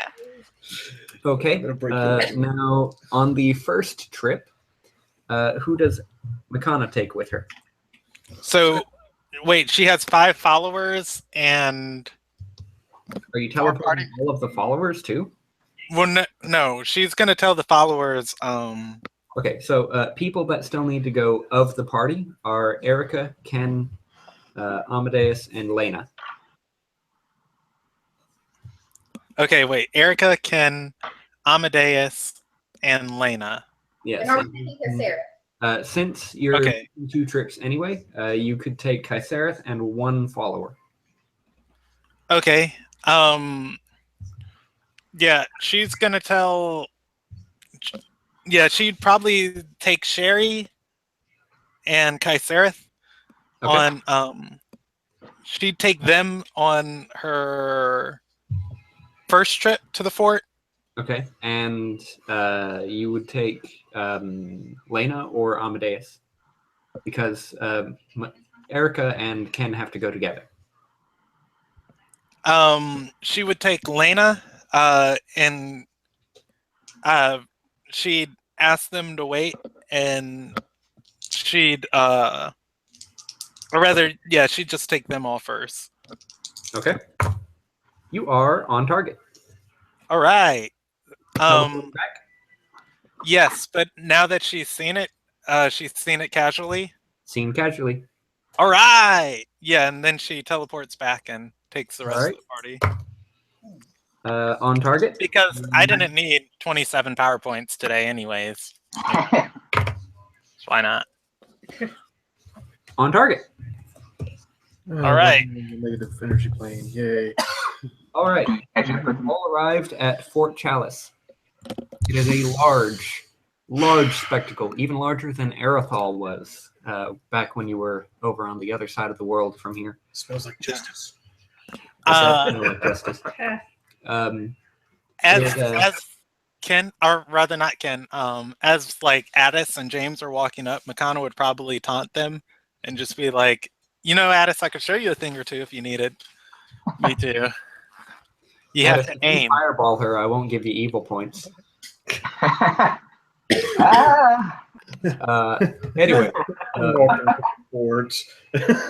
at the gates of the fort, it is guarded by 4 knights. That's kind of cold. Although Amadeus knows from personal experience that there are 4 more knights, as well as 2 casters. One a holy caster and one an arcane caster. Not to mention the tribute. Well, those are in the courtyard, but they're pre-sighted. The castle itself is of gray stone and reaches monolithic proportions, almost threatening to touch the skies with some of the towers that are within the fort. It is a massive and sprawling complex, however. Mm-hmm. Yeah, it is. Yeah, Makana hangs close to Erica. Once you reach the front gates, the knights look over you and say, "Who goes there?" They salute to Amadeus and Lena and say, "Who do you bring with you?" I bring my companions, and he'll name them all, point them out. Okay. We're returning to see how they are this part of the world. We do have some urgent need to speak to Master Dare if he's available. They nod. As you know, Deer is here at all times, tending to his duties. A messenger runs up very quickly to the guards and produces a piece of paper. On it, there is a wax symbol that Amadeus and Lena recognize immediately. It is a pressing from the Oracle's ring. Was it? Who's it? Is it offered to Amadeus or? It is offered to the guards. The guard breaks the seal and opens it, reads it, hands it to Amadeus. It is a command from the Oracle that you and your companions get your asses up here. Although worded much more kindly, you note that it is also co-signed by Lucio. Yes, I think we need to speak with Master Deer right away. He's going to turn to the rest of the party. He's like, I have to go take care of something very quickly. The messenger looks at your group and says, "If you would follow me." Let's do that. All right. He shows the picture, the letter to Lena. Lena's eyes go wide and she says, "Wow." Yes. A personal summon? He turns to what was it, Addis and Leroy, and he's like, "Those weren't just dreams. Those weren't random dreams. We needed to be here." Oh, cool. As you guys are led through Fort Chalice, you note that at several intervals, more knights form up and begin escorting you along with the messenger. Towards the end of your short journey through the fortress, you are flanked by no more than 8 knights. Damn. Procedure for outsiders. He's like, yes, this is just. James asked because he's never been here. So when we have visitors, there's many things of very delicate nature here in the fortress, so it's customary that guests are escorted around the premises just to make sure they don't wander too far into dangerous areas. The first thing that you're led through is a large, large courtyard. In this courtyard, you see siege weaponry, as well as knights sparring in the designated sparring areas. There's also a small garden, it looks like, off to one of the sides where you can meditate if you so choose. The messenger is pointing out all of these spectacles to the newcomers as they pass, while Lena makes small talk with the knights as she recognizes them. How you doing? You doing Diddy? okay? Yeah, I'm doing fine. Yes? What is the ratio and size of this place to the old fort that we saw north of Gilzos? You could probably fit about 3/4 of Erythal inside the fortress of the Chalice. Okay, so it's not a huge increase, but it's a pretty significant one. Yes. Most of Erythal was kind of like a wide structure. It wasn't very tall, whereas Fort Chalice has many, many, many, many floors. Okay. So Fort Chalice is large in that it's tall. Okay. Ken's gonna note out loud that they've made some upgrades since Erythal. You could say as much. You are eventually led to the 3rd floor of 5. And it is at this point that towards the northern side of the fort, you see another set of gates that lead off into a mountain passage. This, as Amadeus and Lena both know, and as the messenger points out, is the road to Portus. Should the meeting with Luciel go smoothly, you may be allowed to visit Portus if you so choose. It is not exactly a wonderful place to be. It is quite big and really shouldn't appeal to anybody. This is the place where, if you go anywhere on this fortress, this would be the place I ask you not to go. But All the same, yes. it wouldn't be a problem, provided that nobody touches anything. Here's looking at you, Ken. Ken, Makana, Yeah. I was going to say, Everyone. Makana doesn't normally steal any. Normally. Guards are on high alert. Tell me how that key felt again, Brandon. Well, she thought that was the key Bahandasora sent her for. It's the only reason she grabbed it. Once at the 3rd floor, the messenger takes a moment to speak with the guards to the next staircase, and you have a moment amongst yourselves if you'd like. Well, Did you live here? for a while, yes. I lived here, ate, slept for many years. This is where I learned. I learned to read, and I was taught everything here. When I came in this place, I was street rat. When I left, I was a knight. Makana's going to look around and say, must be nice to have some place where you belong. It is. It really is. So what's the urgency over here?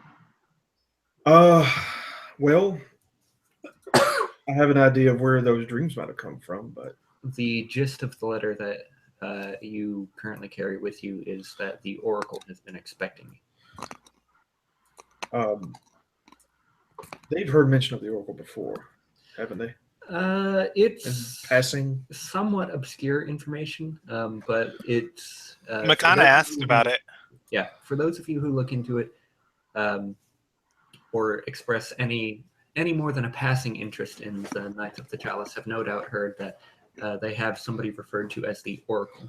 However, the Order has been very strict on policing information about the Oracle. She's going to ask, can she just simply see the future? I really can't discuss that. Needless to say, it was a good idea to come here. I can say that much. If we were needed here, maybe we were also needed in Lorfin. Well, if the dream was any indication, Lorfin doesn't seem to be in any danger, but I've never really had to interpret a dream before, so, but this is, two of you having the same dream, and then someone's appearing here the next day. It's not a coincidence. Well, this place seems more well guarded than Lorfin would probably be. But the threats present here are not present in Lorfin. There's a lot more that can go wrong here than could in Lorfin.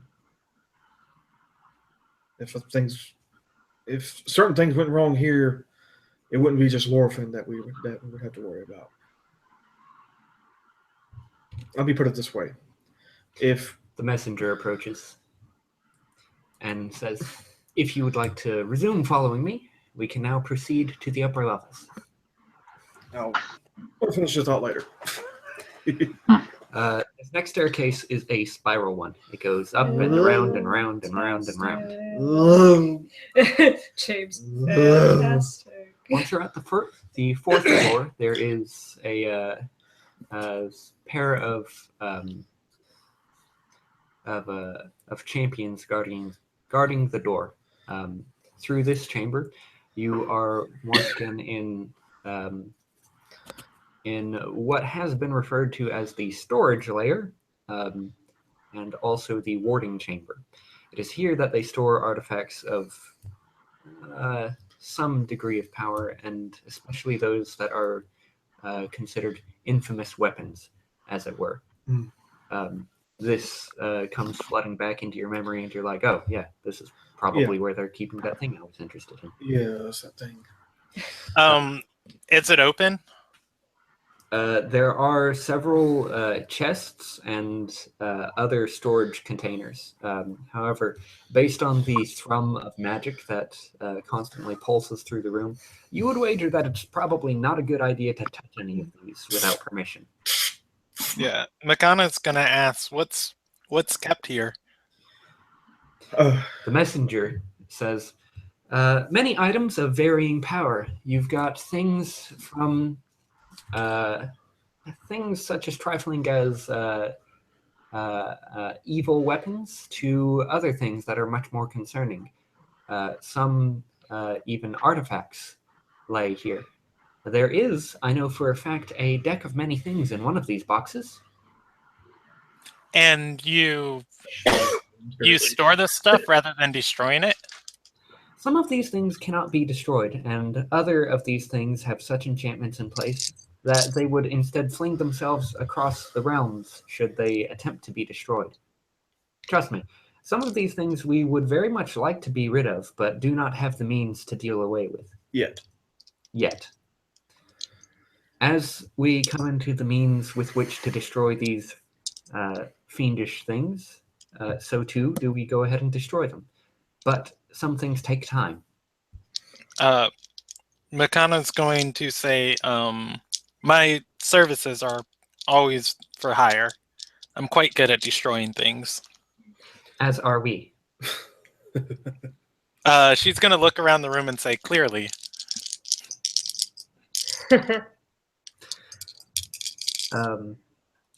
Note that all of the knights that are in here are clearly marked of a higher rank than most of the other guards have been. We're getting more to the inner citadel. You also note that there are several more spellcasters among these here. I'm actually reaching people that outrank me, probably. Bosses everywhere. A fair number. You've reached boss level now. So many mid-level managers. Yeah. Harold Vox and Rise Geralt could be considered your boss's boss, but these are just your bosses. All of them. Fantastic. They're like, I read your most recent written report. It was quite well put together, but have you considered... Yes, I have. All of them are just asking that same question. Yes, I have. I always am. Amadeus, did you get the memo about the new Did you TPS? get the thing I sent you? I've been gone Get for that 8 months. thing I sent you. No, I can't make the morning meeting. I made that way. Can you come in this Saturday? Hey, we're gonna need you to work. Throw myself out the closest window. Crash. And Oh. it is on the fourth floor that there is actually a staircase within this large chamber that actually goes up a floor. There's a walkway along the room that leads into another chamber, the 5th floor, as it were. This place hates horses. This place hates large bodies of people trying to go up one staircase at one time. Yes. As you pass through, you do note that this place would be very easily defensible if someone were trying to get to the 5th It's floor. almost like it's a fort or something. It's almost like It's was designed to repel invaders. Wait, Fort Chalice is a fortress? check that out, man. Oh damn. What The have I scene been doing? we didn't give it away. Every Sounds- single person here is probably in plate with a sword. Or some type of garb for fighting. The last set of doors are actually the first set of doors opens inward, and then the second set of doors opens outward, so that the doors touch, almost touch, when they are both open at the same time. And it is inside this small almost hallway that there are 2 more guards at the ready. These appear to be where the others were knights in full-fledged plate with a sword and a shield at hand. These are wielding identical greatswords as you enter. Jim, Bob. They nod as you enter. Makana repeats the greeting. You can use that word. Only we can use that word. That's our word! Outsider. And inside this last set of double doors is a large circular chamber. The Oval Office has a word. There is a raised central dais at which stands an aging elf. He rests his hands upon a very brilliant, very brightly colored sword. Amadeus recognizes this as Luciel Deer's Holy Avenger. Makes him very nervous, yes. Yes, it radiates an aura, as it were. There are 8 points clearly marked at the wall, at which stand several casters, alternating between cleric, wizard, cleric, wizard. Now, at the far end of this circular chamber, there is another doorway, which you're not familiar with because you've never actually been in this room. You've met Lucille before, but you've not been in this room.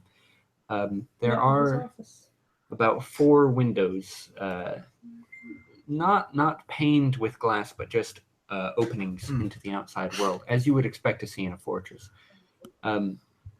Lucille stands before you and nods and says, "Amadeus, it is good to see you again." He's gonna kneel. Lena also kneels. It's good to be back home. I imagine it is. You've been away, what, a few months now? 5 months, I think it's been. It's been some time. Too long. Agreed. And these are your companions? These are indeed.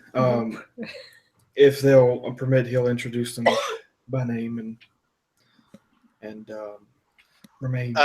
kneeling at the time. Makana introduces herself and steps forward and offers her hand. You can tell that the casters at each of the 8 points stiffen as you approach Lucio unbidden. But Lucio merely reattaches his sword to the belt at his side and steps forward, taking your hat. And he says, "Well met."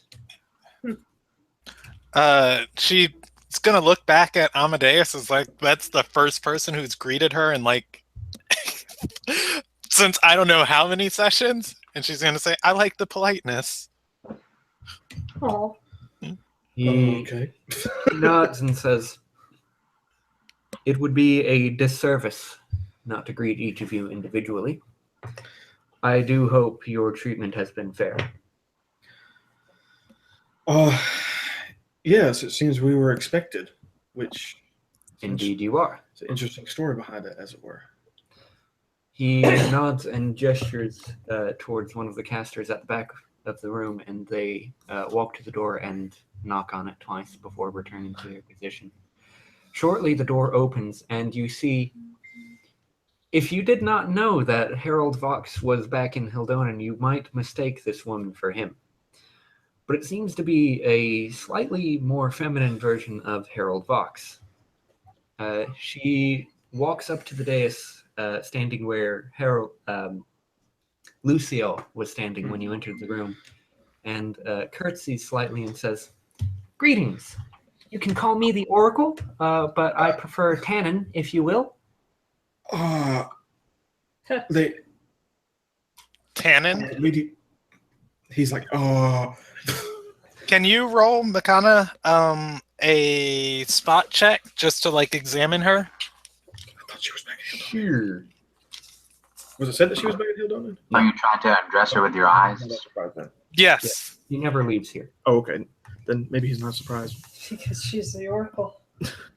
Let's see. I mean, she wants to just discern any features about her if possible. Tannen Vox is a rather plain-looking woman, were it not for the obvious amount of guard that she has been given. You might assume that she's just another divine caster. She bears a holy symbol of Saint Cuthbert. And something about her is slightly off-putting. It's the way that she looks at you that as she looks at each of you in turn, she makes direct eye contact, and something seems off. It's almost as if she's looking at more than just your face. It's almost as if she's looking deeper, looking for something. Searching. Is she detecting thoughts at all? Not that you know of. Because I have a ring. Sorry. Dude, I don't even care. Can Makana do a sense motive as she looks at her? Thoughts. Yeah. Please don't. Unclean. What they did last night. Unclean. He's going. Oh, she's going to bow again. Oh, I'm sorry. Is there something? Brandon, what's the result of that sense motive? Sorry. It is going to be 16. Yeah, you got nothing.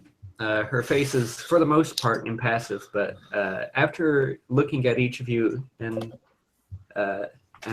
letting out a short sigh, she says, "It's good to finally meet you. I must confess, sometimes I've dreamt and, I can't really control my dreams, but I've seen each of you. Where are my manners? My name is Tannen Vox. I believe you've already met my brother, Harold. I must apologize for him. He can be a little bit gruff the first time that you meet him, but he warms up to you. You just have to give him time." The guy that has resting bitch face. Yes, the guy that has resting bitch face. Sorry. That was okay. Harold Vox has resting bitch face. The bigger face, if you will. Yeah, just Stop it. But despite looking very much like her brother, her mannerism is completely different. She actually picks up hikes her skirt up a little bit and begins stepping down the steps and makes motions as if to hug each of you.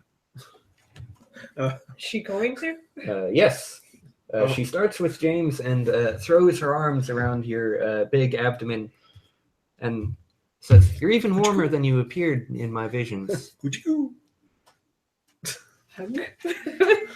Pat. As you put your arms around her, you note that Lucille shifts slightly, watching you very closely. Well. But Tannen remarks, "Ooh, stronger than you appeared." She goes through each of you, making just general comments about how different you seem in person as opposed to just when she was. We hadn't her and Amadeus had never met in person before. No, but you do know. Previously, you knew her name. Oh. And her relation to Harold. He'll reciprocate the hug as well. Obviously, they're twins. Pat. Yes. But when she comes to Makana, she says, "Now here's somebody who I haven't had that many dreams about. I must admit, you are quite more alluring than my visions gave you credit for."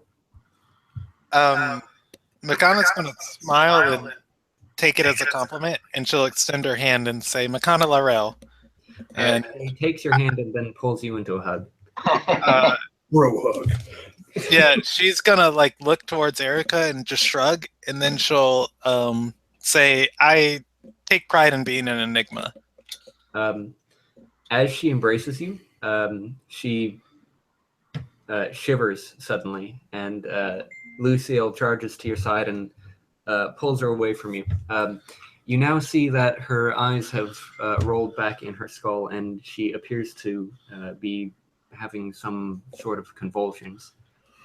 Lucille very quickly and expertly retrieves a strip of leather and shoves it into her mouth as he gently lowers her down onto the stairs. No. She has seizures? Something like that. All of the casters, as one, move from their points in the room over to her side, beginning simple incantations as Luciel charges his hand with divine energy and places it on her forehead. This goes on. Yes, thank you. You need a demonstration. This goes on for a few seconds before she appears to calm down and her eyes come back into focus. And she spits the strip of leather from her mouth and goes, "Oh, why does it always taste horrible?"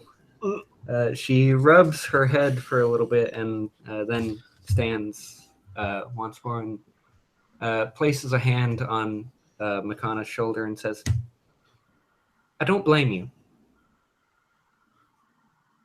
What? She looks at the rest of the group and says, "Any of you?" What? This is like, okay. Makana's gonna say, "Are we going to get you killed?" She looks at you and says nothing, but looks to Amadeus and says, "Didn't you want to visit Portus? I thought you did." He's gonna shiver and like, I was considering it. You should take all of your companions with you when you go. Isn't that a little risky? They need to understand what we do here. Not all of them really like us, you know. As you command. Can Makana sense motive on that? Sure. She's constantly perplexed. She got another 16, so it's 4 on the roll. Sitting here like, He's not speaking in Infernal, so I can't understand what they're saying.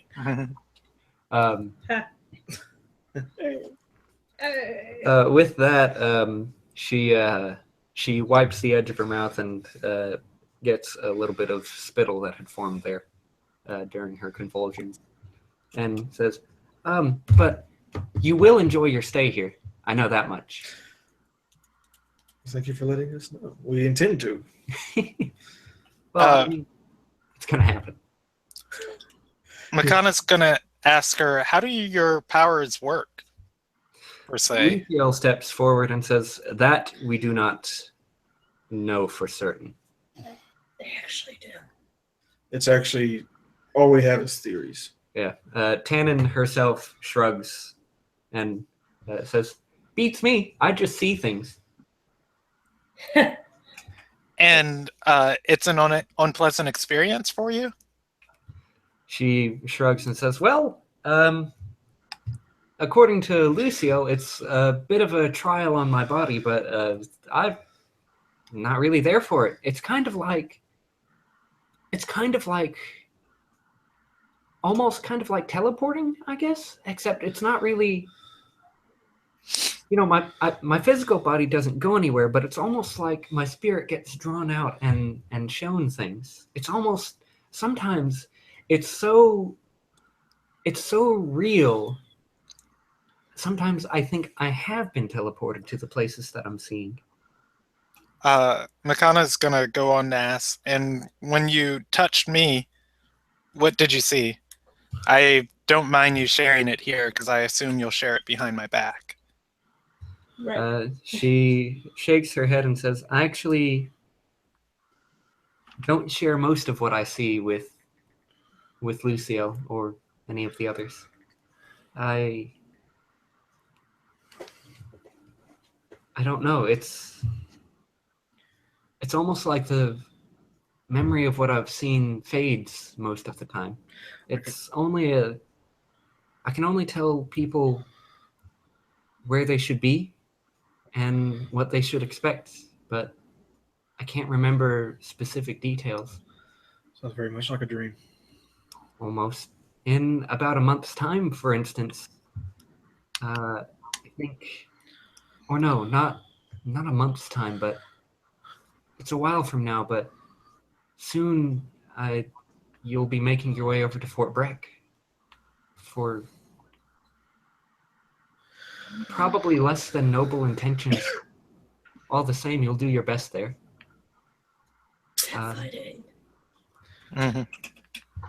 And shortly after here, you're going to be going to Hildonen, right? No, Hildonen and then Lorifin to meet people. Different people for each of you, but people, all the same. That was the plan. This is kind of weirding me out. Oh, congratulations! She says, putting her hands on her head. In case you didn't know, now you know. I don't know. Welcome. What did you say, JD? I couldn't hear you. She grabbed James' arms and said, congratulations! James looking down at her. What? Better put a ring on it. It sounds good to me. Confused, but Donna's like, oh.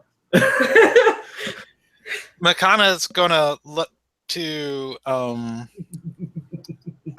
was the leader's name one more time? Luciel Deer. Yeah, she's gonna look to Luciel Deer and he'll say, I'll hire her out of your service if you'd like. What? Everybody in the room laughs. I'm sorry. As does Addis.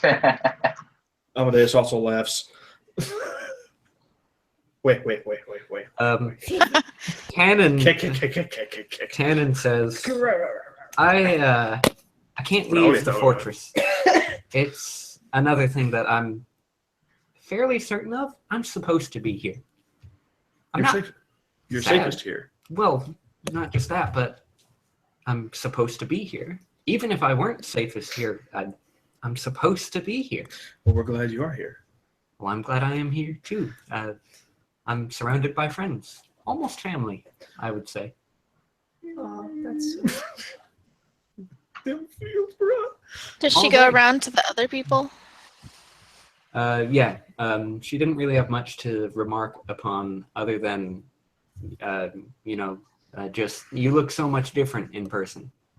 Hopefully better. Upon hearing that she doesn't travel much, Leroy will dig in his bag and he'll pull out one of the souvenirs. From Hildonen? Yeah. She'll say, oh, thank you. I was waiting on this. Well, you're welcome.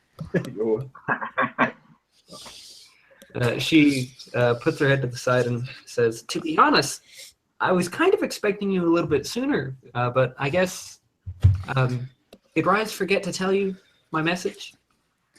No, he didn't forget. It's just, well, I'm not the only person in my party, and yeah. I understand. I understand. Was It's, that's a message? Because I don't. no. I sent him a message.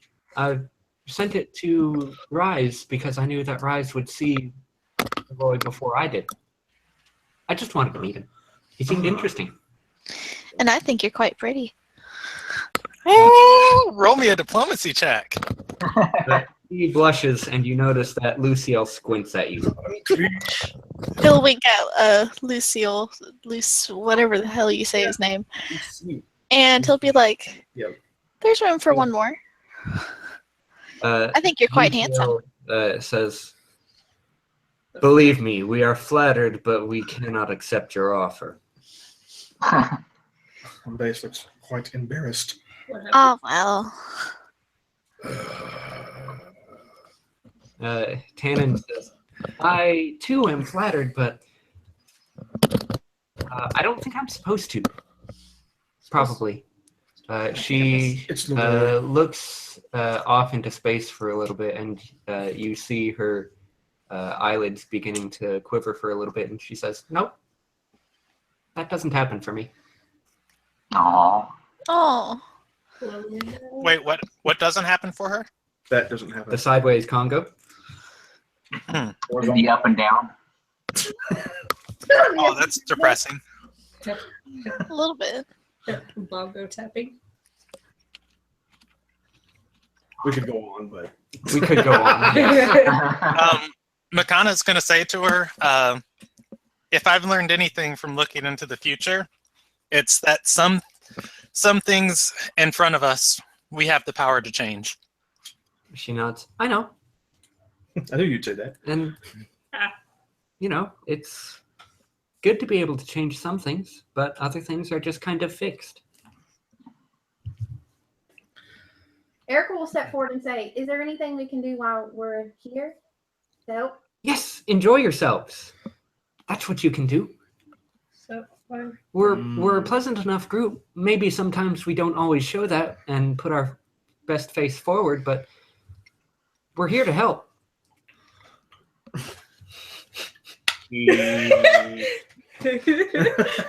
So while you're here, I'd like you to relax if you can. I know for some of you that's not easy to do. But you are Why safe would you here. say that? was worried Is, about is there no urgent need for us to be here? Kind of. I mean, there was a need for some of you to be here, not all of you, not by some means, but it is important that you are here. I can't put my finger on it, or my eyes, or ears, or really any of my senses, but that you're here. Well, So, what you're saying is the dreams. We should have split up? She goes blank for a moment before she says, well, splitting up isn't always optimal, but if there was a way for you to both be here and then there, then yes, this works, actually. This teleportation is very advantageous, and I think you'll be doing it a lot more in the future. Definitely a lot more. I see. James does not like the idea of this. Oh, you'll get used to it. I know it's hard on your stomachs, but you'll get used to it. Your stomach. Thanks. You're welcome. Everybody knows horses have more than one stomach. I wish I had more than one stomach, but I only have one. It's Makana's going to say to Amadeus, sometimes one is a luxury. Oh, you should avoid poultry. I should avoid poultry. Yes, poultry. Poultry. Like chickens. Birds. Live ones or dead ones? I don't know. Okay. You have a But birds, not good for you. Poultry or avians in general?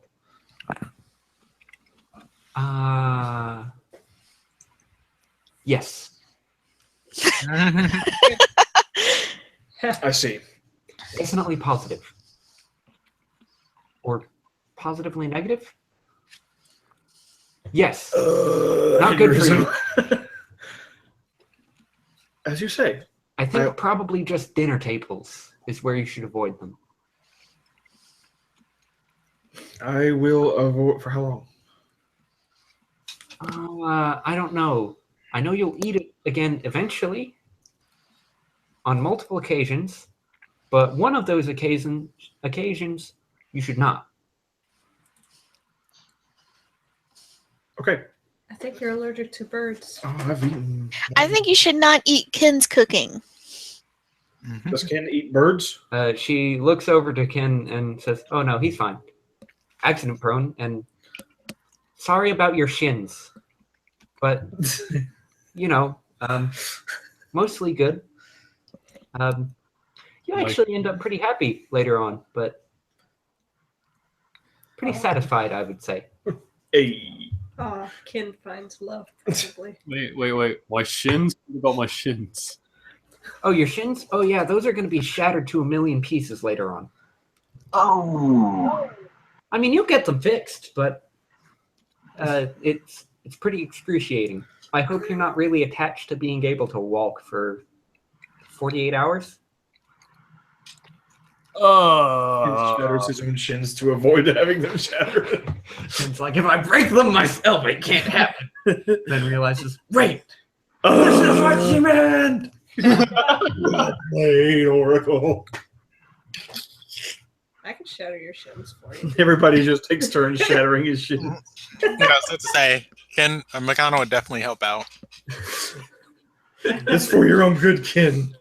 We do it because we love you. do it because we care. Better by us than by something else. Everybody shatters Ken's shins, and we heal them. Go out into the field. Ken trips and shatters his shins. Damn. We tried, Ken. We tried. Curse your sudden but inevitable betrayal. I shatter my shins in a show of solidarity. Tannen brightens suddenly and says, "Oh, some of you have questions. I can answer one." One question from everyone? Yeah. Oh boy. But you already know what question we're going to ask. Well, yeah, but I mean, most people find it really weird if I answer a question before they ask it. They say it's uncomfortable and almost like an invasion of privacy, which I guess I understand. I mean, not really. Because you see it anyway. Yeah. Shrug. This is like, I have nothing to hide. So go ahead and ask your question. Besides, this might be one of those rare moments where you can change what I've seen and ask something different. Particularly if you already figured out the answer to what it was that I saw you asking me. Kind of. It gets really weird sometimes. I could, out of character, I could throw something out there like what happens to Bandasora. But That would be fun. I don't I think mean, it works that you way. could ask. I'm out of character. Tannen, go back. No. She just randomly looks at the groups and says, "Well, you could ask that." And the rest of the group is like, I look around. I personally look around all them days and I'm like, Meta. Who's gonna speak up? what was that, Ken? Ken's gonna ask, "What would you like us to bring you next time we visit?" She smiles and says, "Oh, that was a good change." She says, "Well, next time."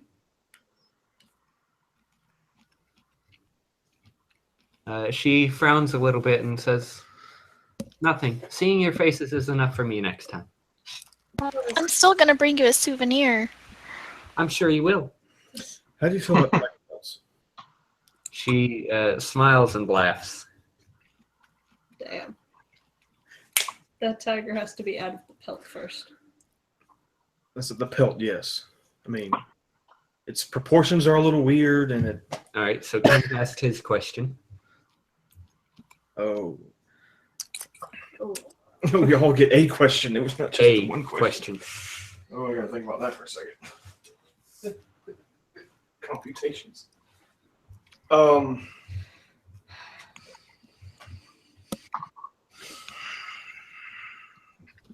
No, I gotta think about mine for a minute. Okay. So we can ask about anything. Does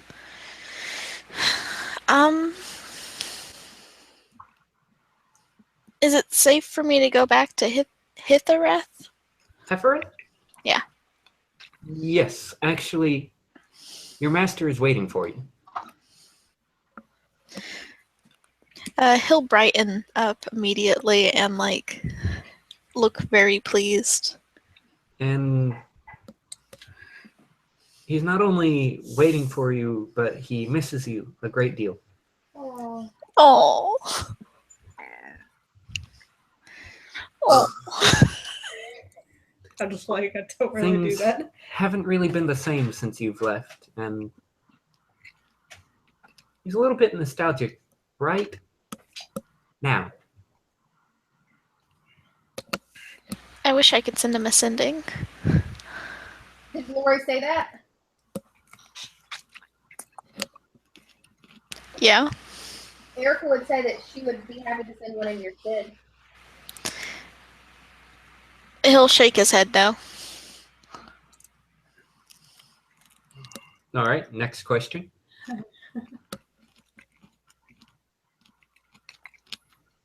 If she already knows what question we're gonna Is Kaiserath there? Yes. No. Makana's gonna ask him, are you thinking about asking any question? Kaiserath looks at Tannen for a moment before he shakes his head and says, "No, I don't really have a question." And, you notice, actually, let me roll that real quick.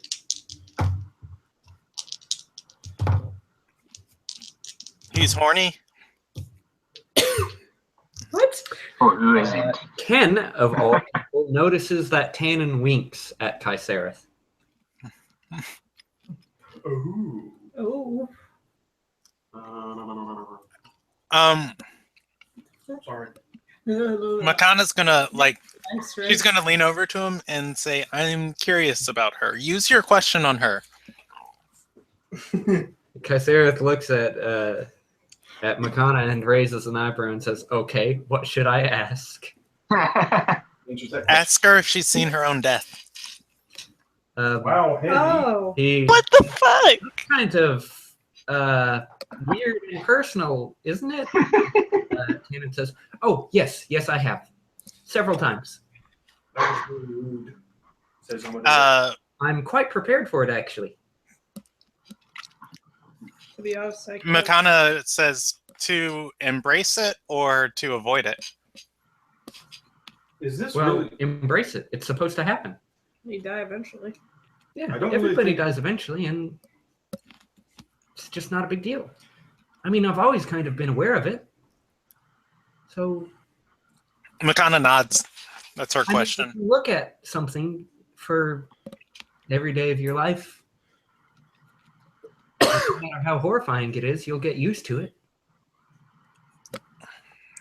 I'm sorry. Makana would just say, "I think if I ever saw something like that, I would spend most of my time plotting around it." I mean, I've thought about it too, but I've had lots of visions about it. She's gonna ask very casually, "Is it brutal or is it peaceful?" Makana. She'll raise an eyebrow and say, "Is that your question?" Totally appropriate. She'll say yes if I get another. She says, "Well, I gave you Jinx. one question, so you wouldn't get another." Yeah. Well, I mean, I feel like she already asked a question when she asked if she embraces it or doesn't. Yeah, that was kind of springboarding off of Kaisera's question. But... Okay, yeah, she'll ask that then. Well, I guess it is, but it's not. Death in general is brutal. Unless you're dying of old age. But Then it's just suffering. I mean, it's a violent death, sure, but many of you will experience violent deaths at some point. Fantastic. Her gaze lingers on Ken. Erica and Amadeus. I'd already. You didn't have to be an oracle to tell me that. I don't plan to die an old man anyway. I know you don't. All right. I'm sorry about that. She shakes her head and says, "No, Loses it's her fine. mind sometimes. It's fine. I know." She knows. Erica will look at her and go, "You know what I saw? Which path should I choose?" I think you know which one that you want to choose and which one that you should choose already.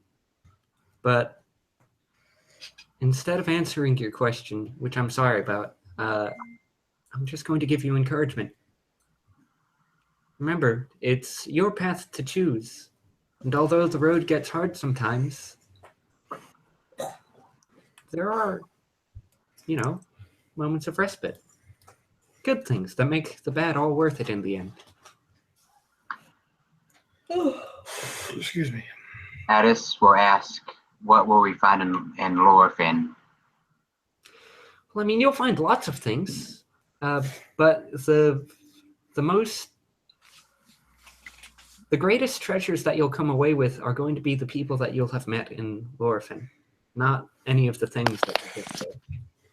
I mean, I know it sounds a little bit cliche to say the friends that you make are the greatest treasure, but in this case, it's more true than most often. I believe it. That's encouraging. Hey, JD, for the sake of the stream, when the Oracle says what she says about Erica, Makana would walk over to her and grab her hand.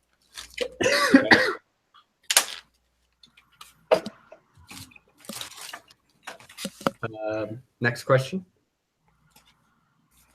Who hasn't asked yet? Let's see. You, James. Sherry hasn't asked a question. Lena's here, isn't she? Lena's here. She doesn't have a question. Oh. She can't think of one. No. Amadeus is going to be, he's going to think of how to word this. He's like,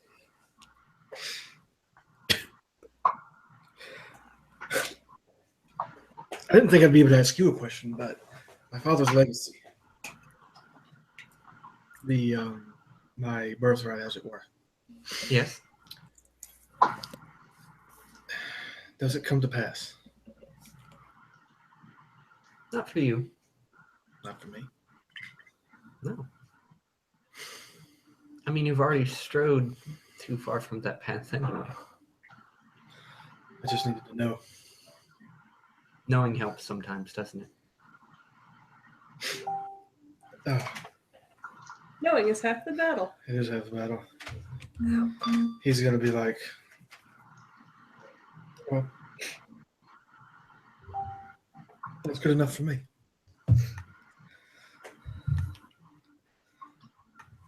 He's like, heavy.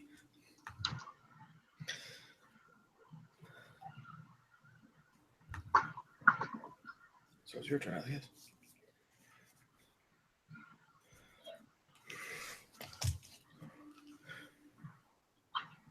I mean, I'm trying to just... I know the question you want to ask. I know. I know the question I want to ask too, but I know.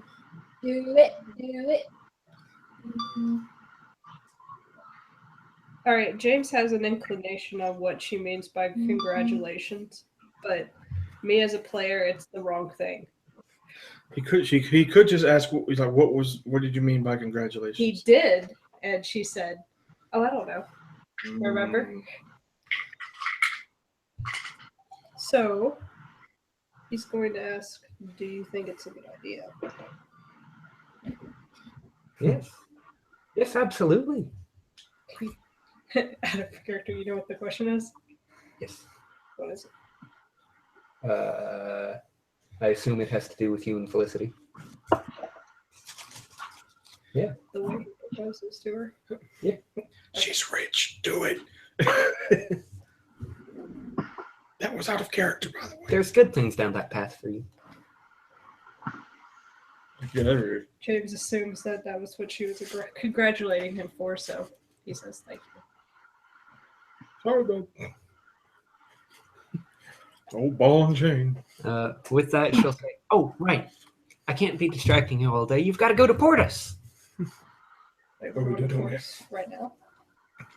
May Well, as well.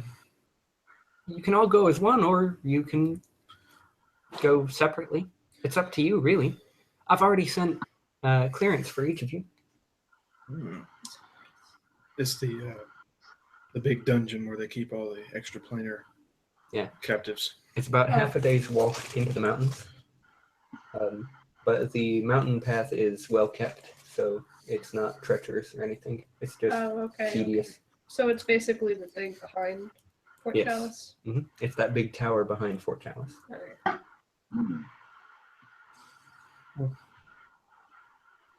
Can you hear me? Yes. All right. Makana would say, I would love to visit Portus. If I could have a moment to speak in private with Lucille before we depart. Lucille nods and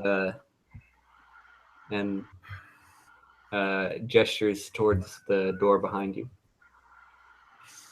When you're done, before I leave, there's some things we need to talk about as well. I hope you help with that. He nods. Yes, she told me. Here, pick up an axe. There's somewhere she can pray. Lucille nods and says, "You should find all manners of altars to the goodly gods down in the courtyard. One of the knights can show you the way." She will not and say thank you. I can show you. I was heading down to the courtyard anyway. Very well. We can spar. I got some for that. I'll give you just whenever we get down there. Okay. So you all leave the room? Makana heads towards the door that Lucille gestured to. Yeah, it's the one that you came out. Okay. On the platform, the walkway that you guys came through, walked on in the previous room, there's a small balcony right in front of where the doors are. Lucille takes you to there to speak with you. Makana's going to say to him, I've heard of your rehabilitation efforts that Rise is going about doing, and he glances around and puts a finger to his lips. She doesn't say any more on the subject, but she'll whisper and she'll say, I'm not quite normal. It's only going to be so long before your oracle tells you that. He nods and says, "I'm aware." She'll say, I don't know if you're willing, but if I'm starting an organization trying to do some good in this world, and if you could help us out as an umbrella under your wing, I wish to do more things of that in a much more effective manner. He nods. Well, you're certainly welcome to join us in our efforts, but if you would like to form a separate organization regardless, we could lend you some funds. Makana's going to say, I think an alliance would do us very, very, very, very good, because I plan to have influence on the other side of the world. He nods. Plan to. If we do lend you some degree of capital, we would request that we be allowed to oversee your efforts in constructing the chambers in question. It's rather important that you have the proper precautions set up. Makano will nod and say, I would like to learn how to do it properly. It seems that we are in agreement then. Is there anything else you'd like to speak of? She says, should I have one of my members draw up some contracts? He shakes his head and says, no, we can discuss that at a later date. Contact us when you are ready to begin construction, as it were. She'll take out one of the silver rings that Erica gave her and give it to him and say, we're calling ourselves the Silver Flame for now. And she'll give it to him and say, I guess this will signify our alliance for now. He nods and pockets the ring. Very well. She'll smile and walk away. Okay. All right. We can handle the conversation with Lucio in the RP document. Okay. Because I have a feeling it'll be pretty lengthy. It could be, yes. I could even try to start it tonight, or we could wait till tomorrow. But waiting till tomorrow would probably be better. So, does anybody want to go ahead and go to Portus? Yeah, Makano will head there. Okay. So, Where is Portus? Do what? Where is Portus? It's about half a day's trek along a mountain pass to the north. What is it? It's a great big tower where it's basically outsider jail. Okay. Alcatraz, if you will. Yeah, pretty much. Gotham City Arkham Asylum. Not a good place to find yourself in. I wouldn't necessarily say Arkham because how many times did they break out of Arkham? Right. We're kind of gonna get stuck there. Okay, so. Pillow? I'm good, thank you. Okay, so Makana wants to go ahead and head to Portus. Does anybody want to go with her right away? Erica would ask Makana to wait for 1 hour to let her pray. She'd wait. Happy to go with.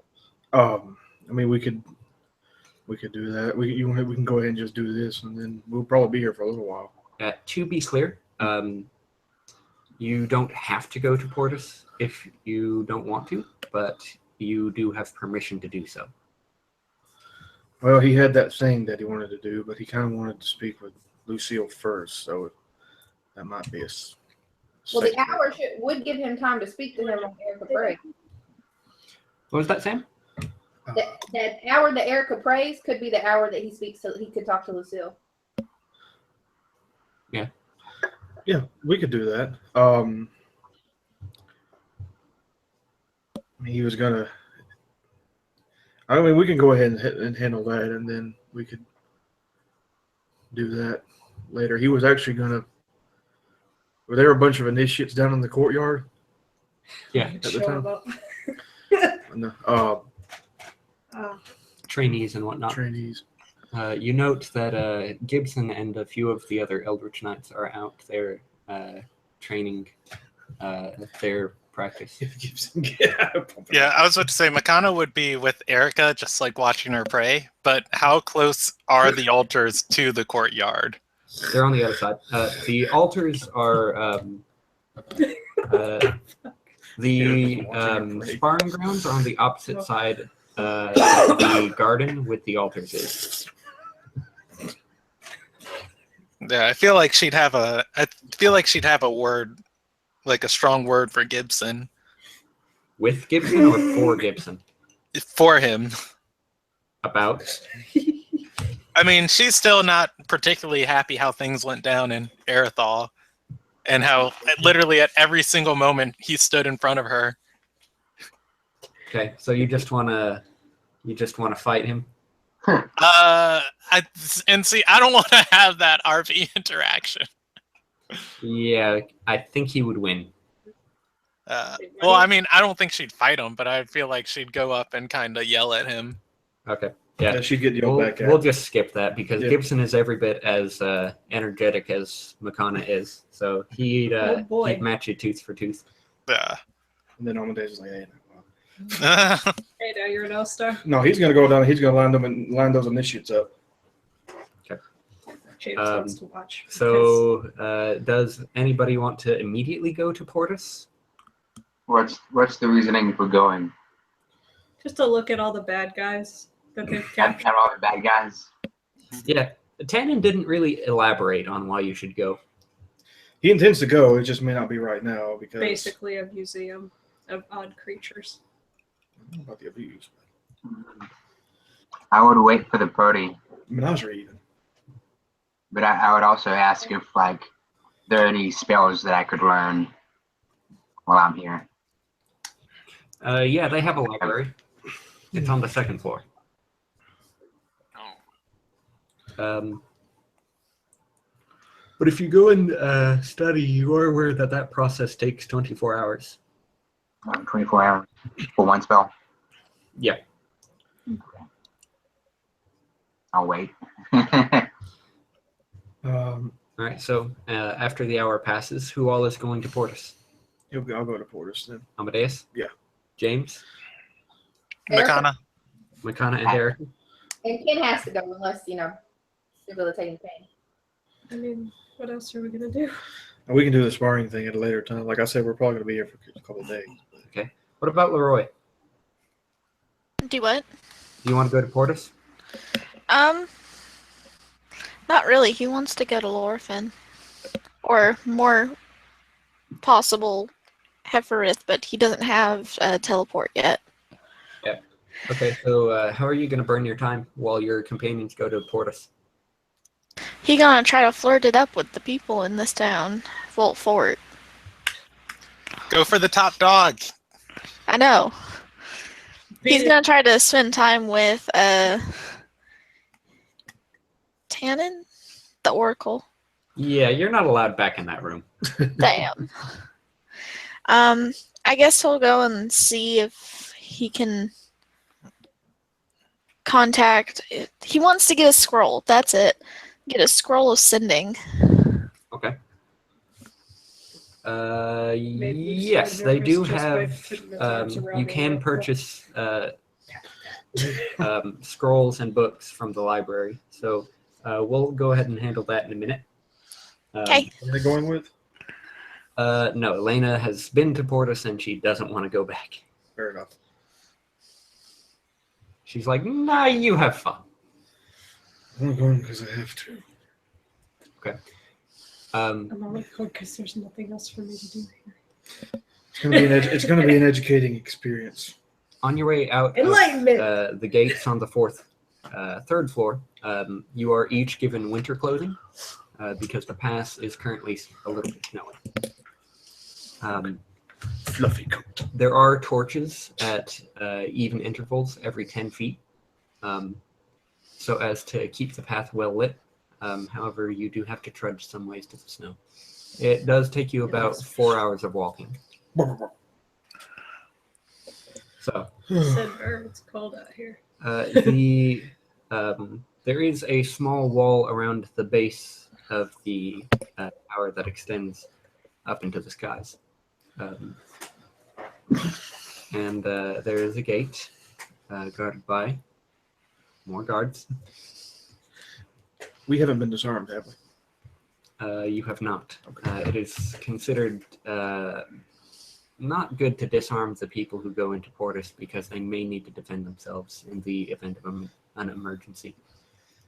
Please no emergency. Please do not try to cause an emergency. I don't know. There's a big, long list of rules before you enter that they tell you don't touch the bars, don't touch any of the creatures, don't listen to any of the creatures if they talk to you. They're probably lying anyway. Do not respond to their bargains for power. Do not. It's basically like a list that you might expect to see in the Book of Demonology about how to deal with demons. That's probably a good thing Leroy is not going. About as far as you can throw them. Well, I can't I could throw them pretty far, probably. Pit fiends can weigh up to 2 tons. Oh, there's How pit much is fiends. 2 tons? To 4,000 pounds. I cannot lift one of those. No, they can lift you though. Yes, they can. I bet they Look, can. I'm just glad I made the decision to not let Leroy come on this mission. Yeah, Makana's gonna be like, you guys hold pit fiends in here? No. Not yet.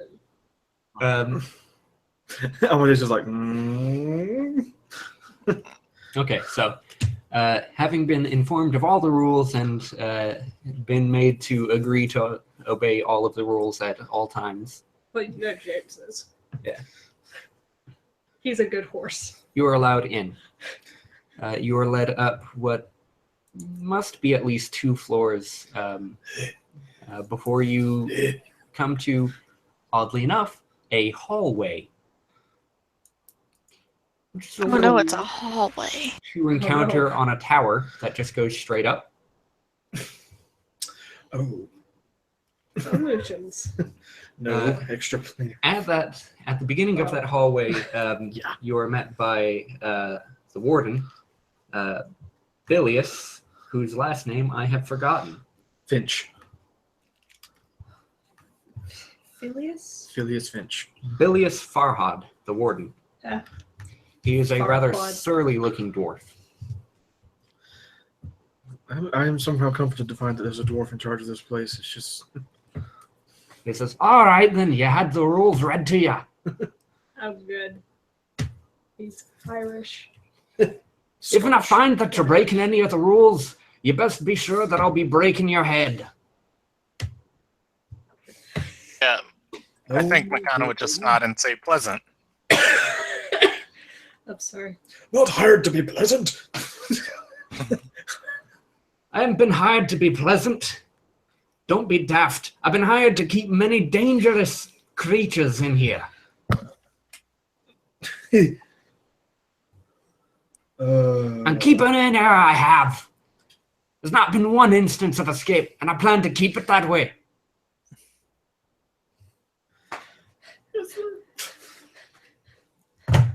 Makana wants to do a foreshadowing check. Wait, what? I'm kidding. Oh god. You get a great sense of foreboding. This is why we're actually here. Probably. And the whole party's not here with us. Oh well, rip us.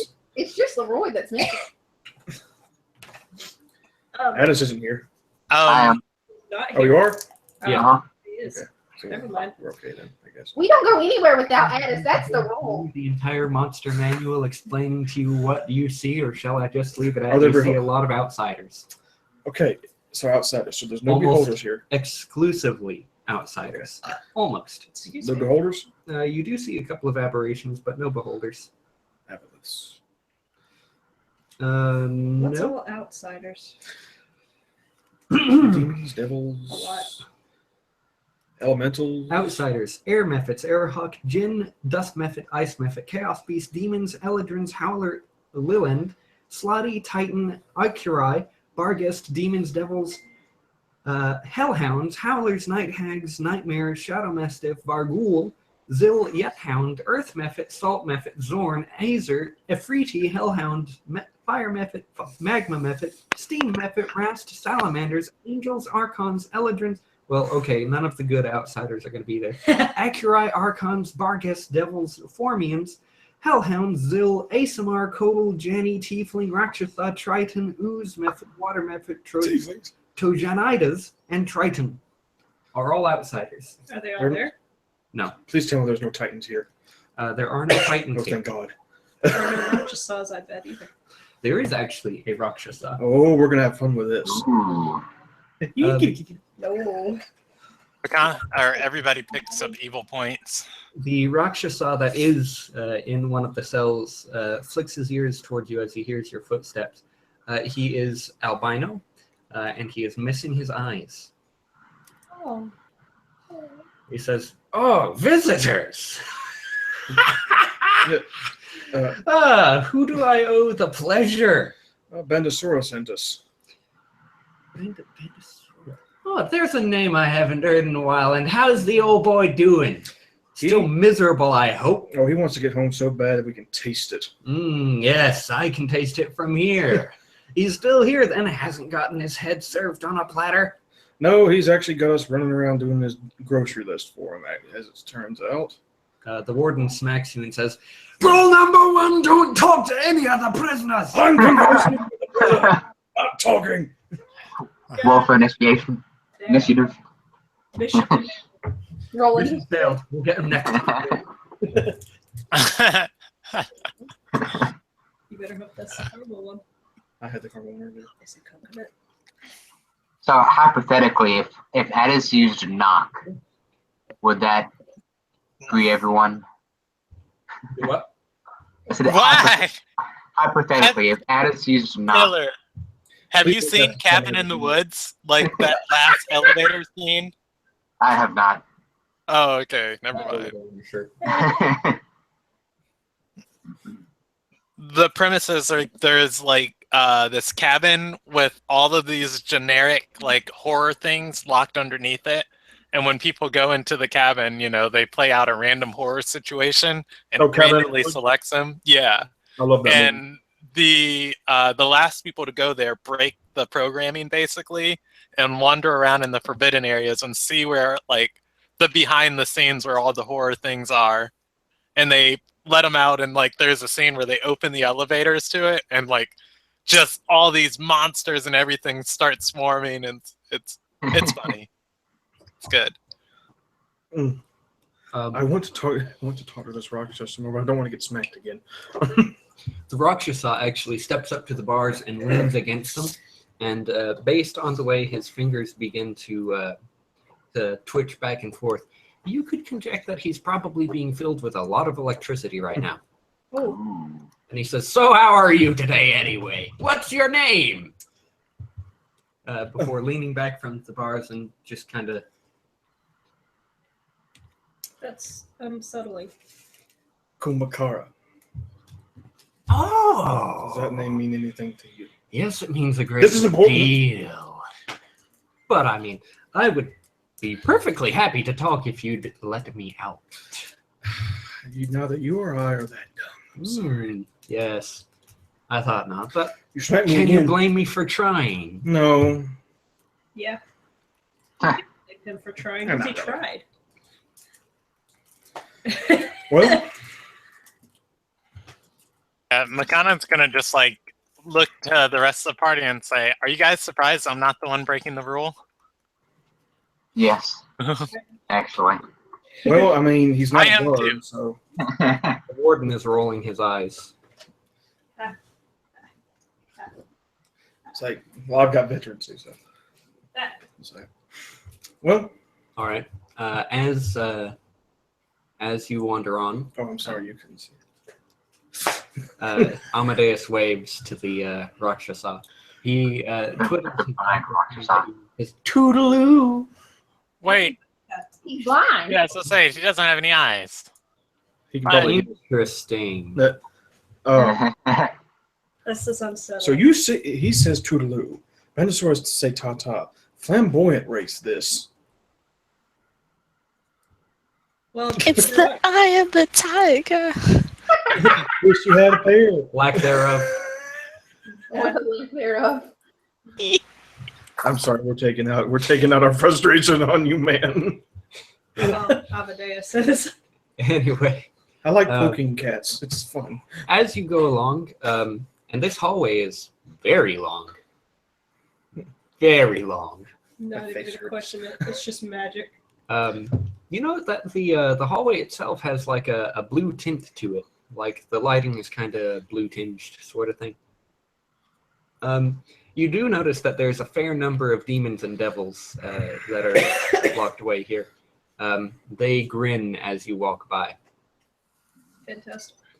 Until between an Aranese and on the other end there is a rather large Barghest. Between these two cells there is a rather small looking tiefling. She is chained by both her feet and ankles to each corner of the cell, and the rags that she's wearing are bloodstained as well. Can Makana inspect her closer? Sure. She hangs her head as you walk by and doesn't even make any movements to register your arrival. What is she again? I didn't hear. Do what? What did you say about her? I missed everything before the fact that she was chained up. I don't know what she is. She's a tiefling. Does she at all look like Merrick's daughter? No. Okay.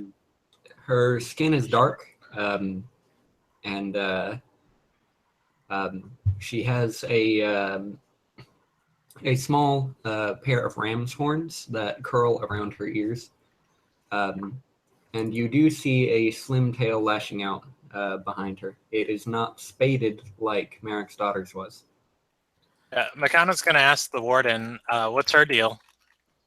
The warden spits before he answers your question and says, "That is Napoleon. If you know it's good for you, you won't even talk to her at all." Napoleon? Makana's going to say, what did she do? He looks at you and says, "You don't even want to know." Makana would say, I think I would like to. I kind of murdered her father. He cocks his head and says, What? Yeah, I heard about that. We were keeping an eye on him. Good on you." Says he was hurting innocent people. I don't feel bad about it. Neither do I. Let's move on. Before we go, Amadeus is going to approach The warden begins marching off without you.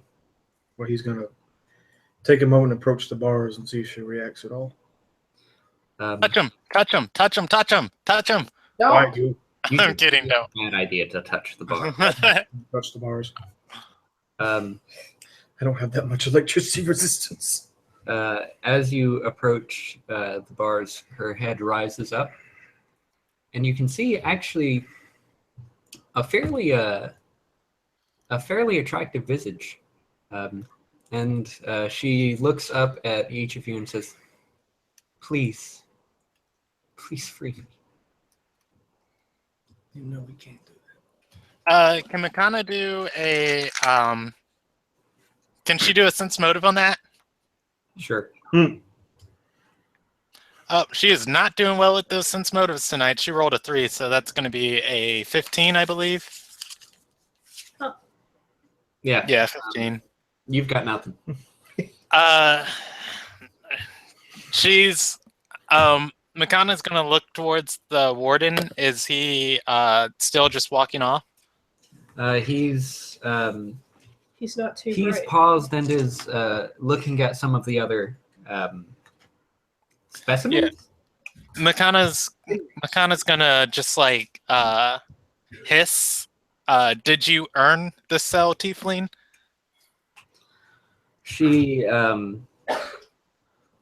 She'll pause for a moment before she says, "I took revenge, and for that I was punished."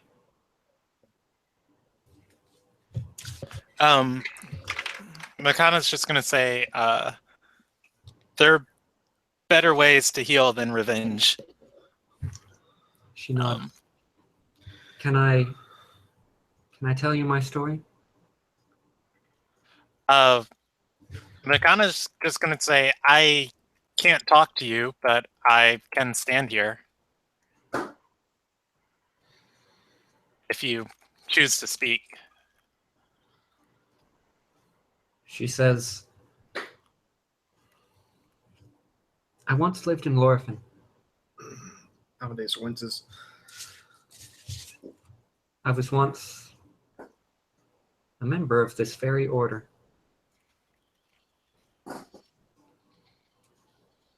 I was handpicked by Luciel himself. He winces again. I was stationed in Lorphin.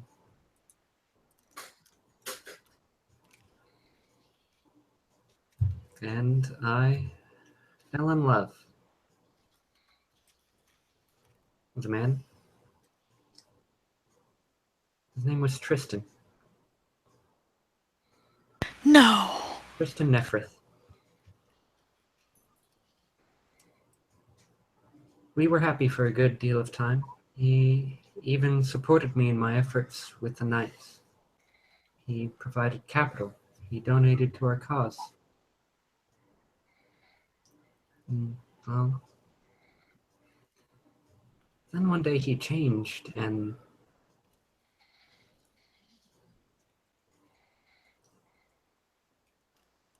he hurt me a lot. More than that, he allowed others to hurt me. And I could not escape for many years. When I finally was free, I hurt him like he hurt me and killed him. And for that I was imprisoned. Makana's gonna turn to Amadeus and just say, "Did it feel good when you took your revenge?" That's a. She nods and says, "It felt right. It's It a was justice."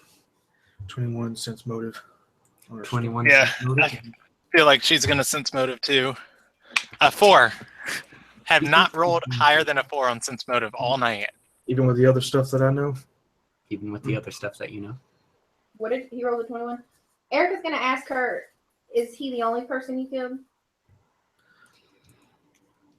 She she shakes her head and says, "No. I went to the houses of the others. I killed them too. And freed their slaves." Can you say his name one more time for me? Who? Tristan. Tristan. Tristan Nephrith. He was with y'all's party before, wasn't he? No, he was Well, not with the party, but y'all knew him, right? he's the The Elf Lord? No. no, I was going to say, I don't think I have his name down. Yeah, you guys have not met a Tristan Nephrith. That name sounds familiar. That name does sound familiar to me. I know where I heard it from. Yeah, Brandon knows where he's heard it from. But I am not metagaming. But actually, Makana would still looking at Amadeus, but talking to her. It's one of your characters. She would say, "I'm starting a separate order, and Lucille might be giving me some support in my efforts. If I can, I will give him your name if you'd like to work in my service. I can't promise your freedom, though." You lost your mind. She What nods is it and- with you in trying to recruit? You just need. You're insane. What is it with everyone? You haven't mentioned. There's a few details you've left out of your story. Something to do with a mad god, I believe. She looks up at you and she says, I don't know what you're talking about. Don't you? I do not. Can I sense motive on that? Sense motive on that? You may. You guys are breaking the rules. So bad. Hey, JD, guess what I rolled? A 3. Hey. I got an 18 total. Hey, guess what I rolled? You sense that she legitimately has no idea what you're talking about. I rolled an 8. I mean, if Makana can get higher than a 4 on these checks, like she only has to roll an 8, and then she gets the 20. Yeah. She'll look at you and say, "That sounds very nice. I would very much like to join that." Please, the Knights, they do not listen to me. Sometimes they do not feed me.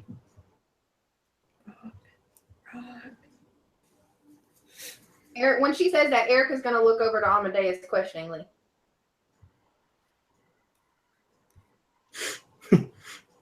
You don't know about many of the functions of Portus because you haven't been stationed here. You think you can trick these people, but you can't trick me because I've been the same place you've been. You and I. Says in this cell. One decision. No, I have been in the cell. In Portus. No, I was to be put to death. You and I, it's funny. That would be preferable to this. I know you would do. Please. Don't toy. Why have you not killed me yet? Don't toy with me like this. I know how this story ends. I lived it. Please. I just want to die. He's just gonna speak like in a very like loud hiss in front of them. Tell me the truth. I am.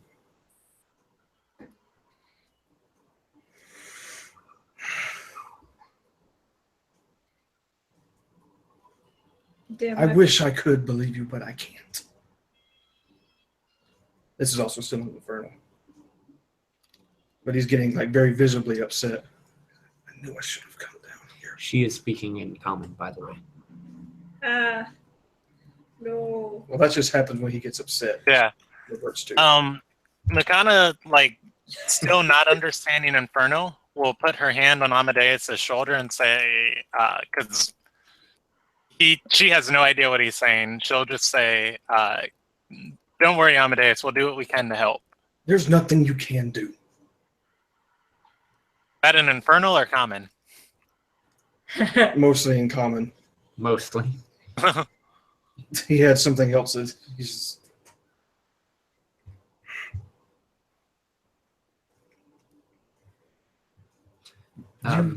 As you're having this discussion, she will stand from where she's been sitting, and the chains at her feet are stretched taut, just standing where she is in the middle of the cell. She leans forward until the chains around her wrists are also tight, and she just leans forward at the bars and says, "Please." Today's out of character. There you go. Immersion on. Out the window. Yeah. Erica's just gonna say, I think it's best that we go for now. We'll see what we see across her face, now that's closer to you, you can see that there are lots and lots and lots of scars, particularly around her lips. It looks like her nose has been broken and then fixed recently? back into place. Not recently, but definitely in the past. You can see a couple of notches in her eyebrows. You can see all manner of cuts along her forehead, and her ears have been given a bit of a rough treatment as well. There's a chip there are several chips taken from her horns, and you even see a couple of, albeit light, scarring across her neck in multiple places. He's kind of mixed. He's got a potent mixture of just anger and like sadness right now, and he's just like, once I get my hands on that cat, I'm gonna. He's like,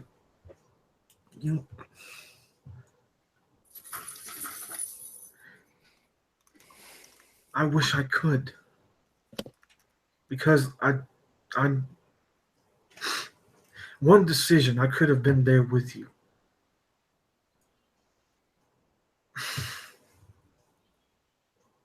Would you not have taken revenge? He says in Infernal 2, says, I plan to. Would you not have done what I had done? I plan to. Now more than ever.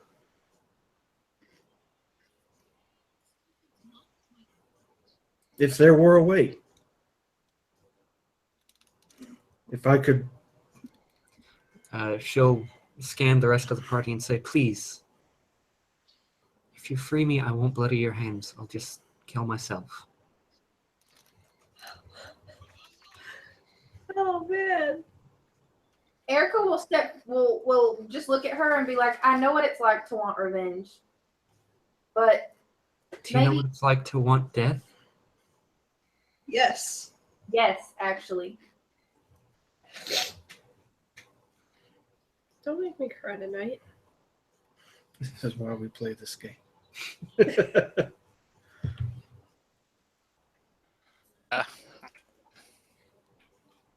What's your name one more time? My name was Nemia Apollyon. Now I'm just a prisoner.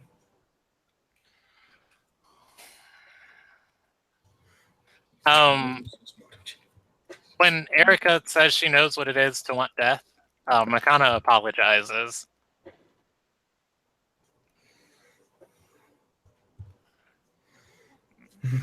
Doesn't say anything else.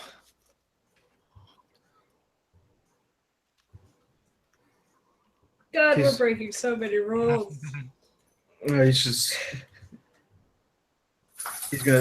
gonna stare at her for a minute and then turn and head back towards the entrance. Okay. Erica's just gonna say, I will see if there's something that can be done. I will try. Just it may take some time. She nods rather sadly and hangs her head again.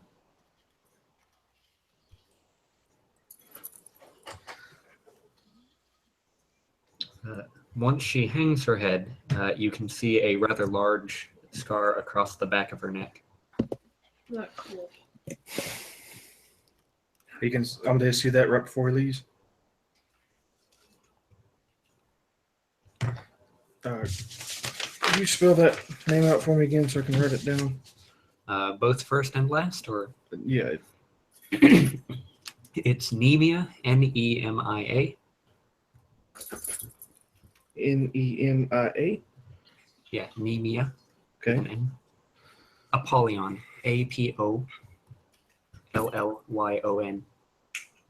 That sounds really familiar.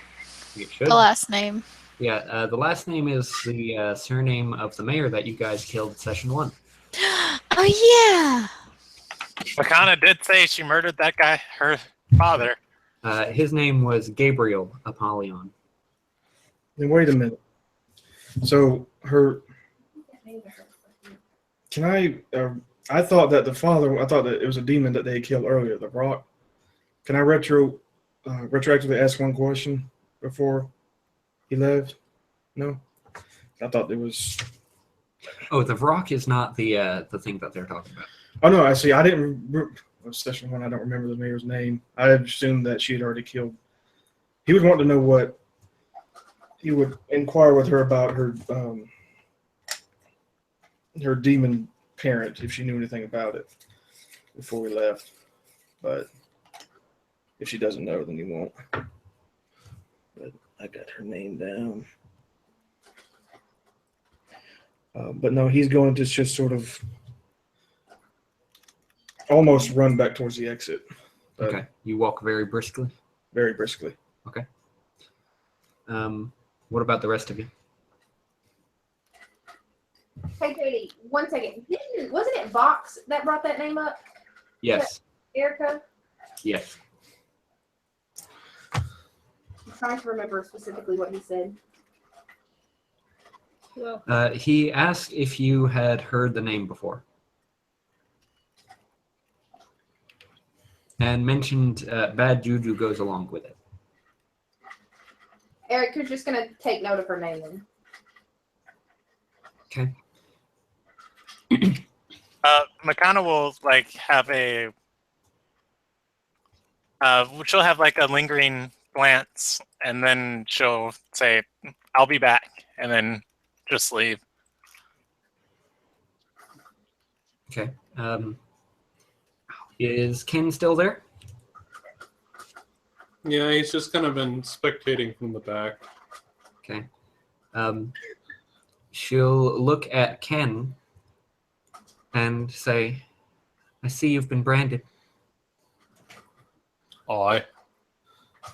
Was it any more fair than my treatment? I was kind of expecting yours. I got lucky. You got McConna'd. She'll nod sadly and say, but was it just?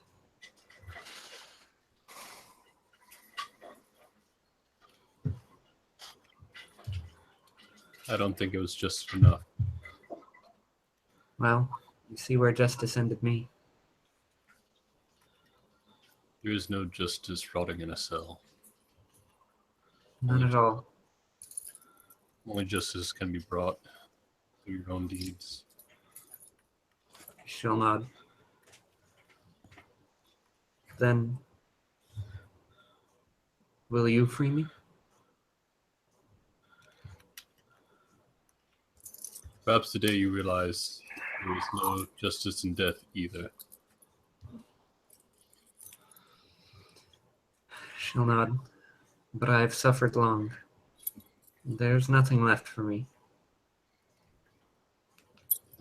As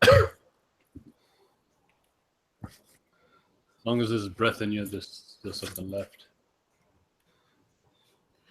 She'll scoff and say, I was once among them. They treat me like this. They don't even grant my request for death.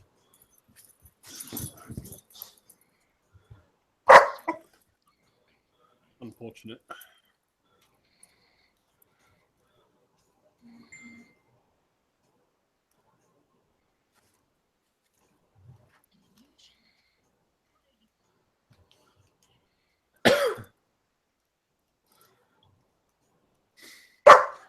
Addis is still there, right?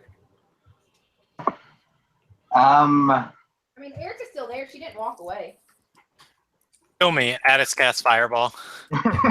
Kill me, Cape. No.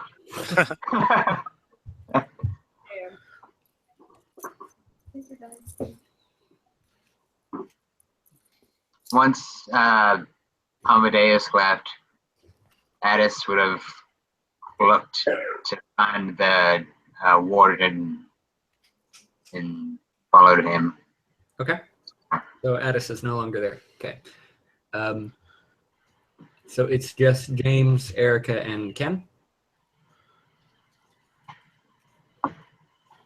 Yeah. Are you still there? Yeah, I suppose so.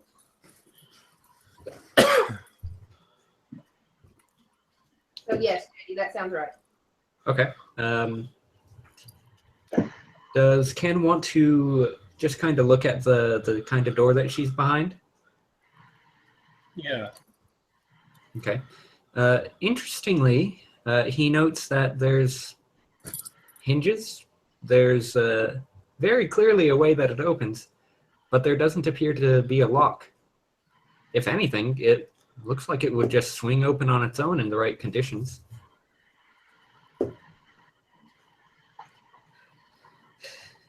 No.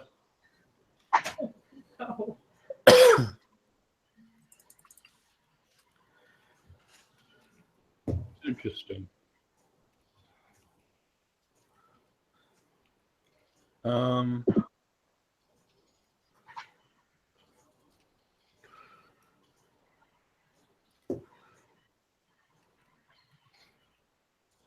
I'll leave you to think then. At least some more. Say again? He says to her, I'll leave you to think some more then. She shakes her head and says, no, please.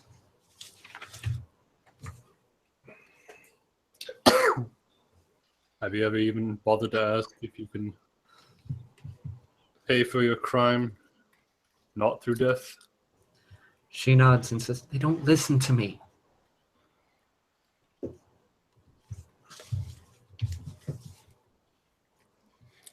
would surprise me if they would. She nods. You know their type. Their way is the only way. Oh, I'm quite well aware.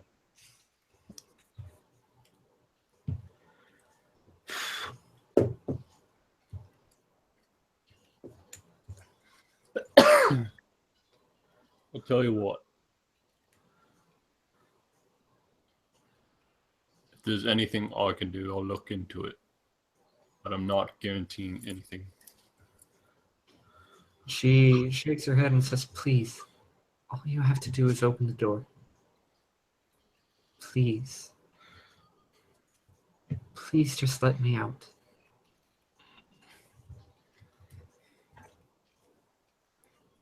Sorry.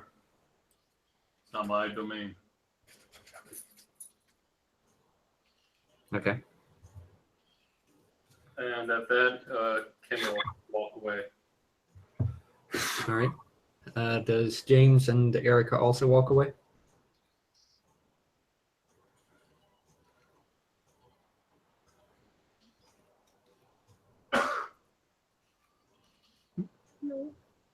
I just feel like Erica's lingering because she kind of feels really, this kind of gets to her heart. The longer you look at the puppy in the kennel, the more you're going to want to adopt it.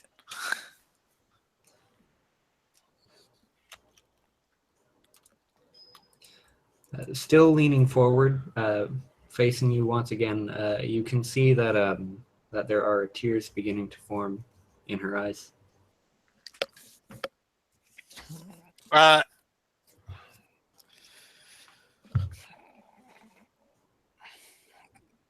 Has Makana caught up with the warden yet? Yes, you have. And how many guards has she seen here? There are plenty. Oh, okay. But they're at the most of them were at the beginning of the hallway.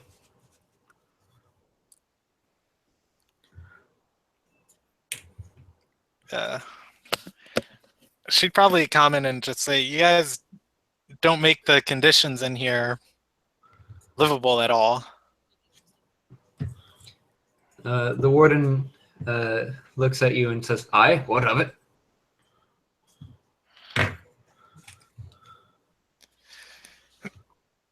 She's not going to say anything. It ain't intended to be comfortable.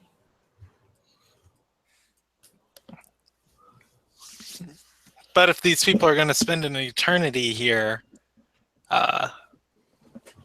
there's at least some basic rights of them you have to acknowledge. He rolls his eyes and says, many of them ain't going to be here forever. A lot of them will die of age.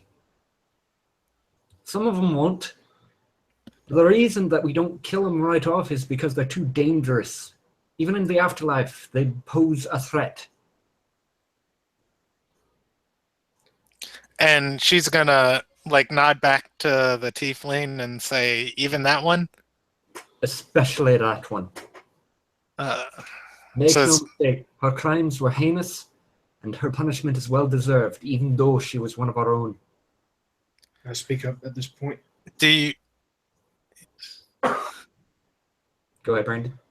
Oh, okay. I was going to say, Makana would just say, do you think her punishment is deserved? This seems rather spiteful. She's not a...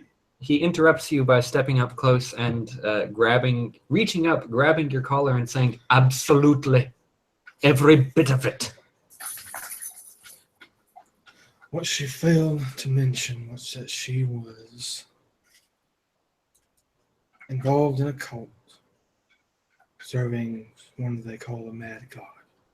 The same cult that spawned me. That my mother was a member of. The whole reason I was born was because of that cult. She's not what she seems. She's just as dangerous as any of these other demons in this place. Believe me. The warden interrupts you and says, more dangerous. She's quite possibly the most dangerous creature in here.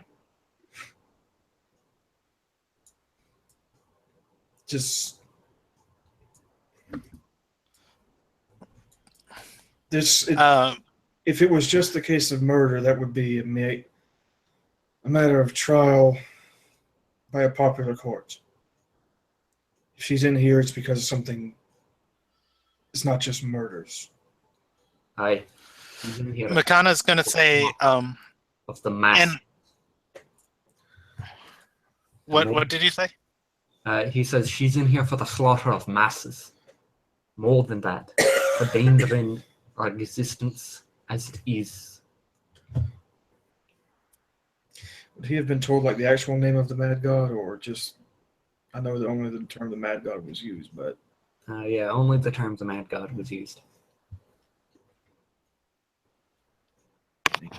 knowledge. Oh, Claims. didn't Bandasor mention Thuristan by name several Thuristan, times? Yeah. He would. 2 and 2 together. You're right.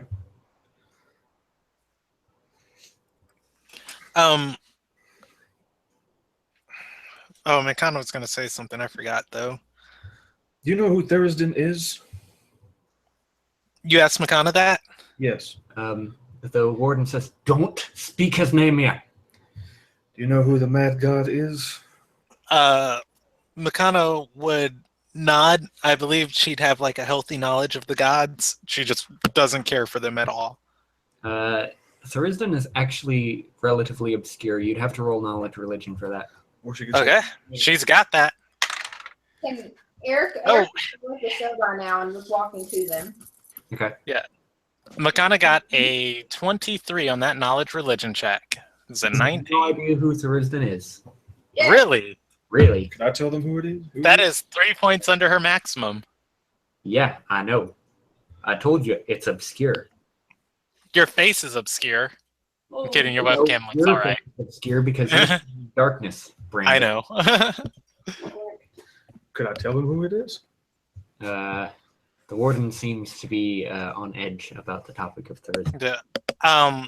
Even mentioning them, Makano will say, I've never given much heed to the gods. It's the concepts they represent that are important. This one Eric, represents. say that.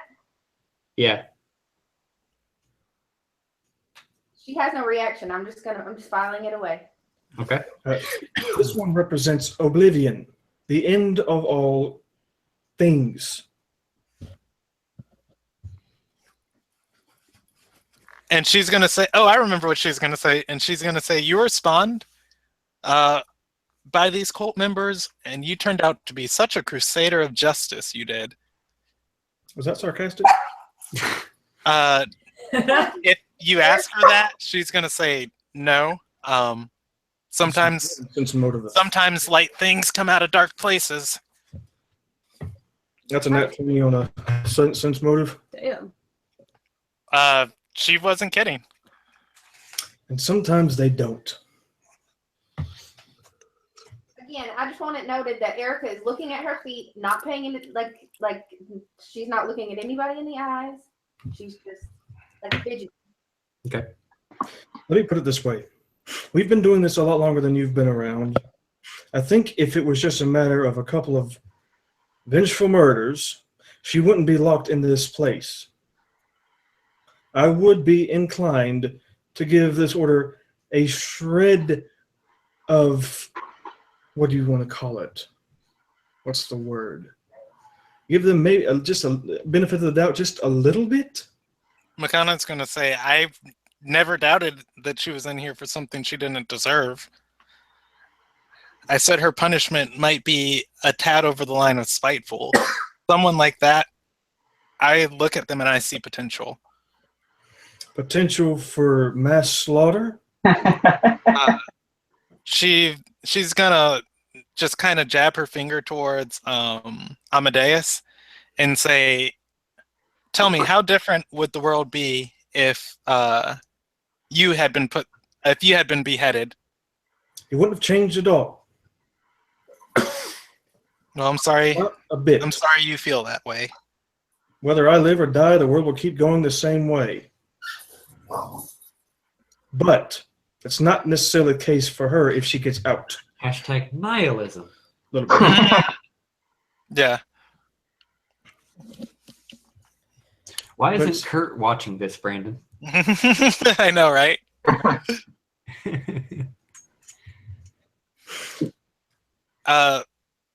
Makana's just gonna smile and say, well, it's not you or the warden I have to convince. You know, in the short time I've been with you, I've been, you know, sometimes your judgment can be a little skewed. She's gonna smile and say, but you haven't left yet. I can't afford to. There's still a Rakshas are running around rampant in case you haven't noticed. And you fear her more than Bahandasora? Yes. Because Bandasaur is a threat I can see. She's been dealt with.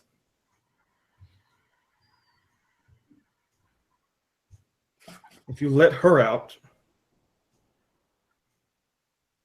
you don't know. She's been dealt with. She's sealed away. She cries a few tears. She speaks a few soft words, and all of a sudden she's the victim. Trust me, I've played that act more than once. We're very good at it. Especially when we have nothing left to lose. Racial +2. Indeed. Makana's gonna just say, I've been played by that act more than you would ever believe. And you fell for it again. She says nothing. James. All right. We're going to go ahead and jump over back to the people who are still standing at the cell. Who's still over there? Oh, we didn't hear any of this. I mean, if y'all are just down the hall, I figured y'all we'd hear it since it's loud. You can make out mumbling. Oh. He was probably yelling at some point. Yeah, a little bit of yelling. That was a listen check. It didn't look good. That's a 2. I know. Wish would have been a 14. So. Alice just wants to finish the tour. Alice is just sitting here like, yeah, can we lesson later? we got places to be. So, James. Addis has to go get some. So James and Ken are still at the cell, correct? Ken, are you still at the cell? No. I think it was just James. Because Kent said he left. Erica said she stayed? No, she's with the party talking to the warden. Oh. I thought you stayed. She did, but... Oh, okay, never mind. I was going to say she did stay, but she started walking back after everybody started having a heated conversation around Makana. Okay. Well, So now it's Erica and James in for the cell. Yeah? Or would James have joined the rest of them for the conversation? no. They would have been still there. All right. She hasn't said anything more. She's just giving you a pleading look. James closes his eyes and says, and then just sort of turns away and says, "We're obviously here for a reason. Whether it's for this one, we're not sure. Let us continue, and then we'll decide from there."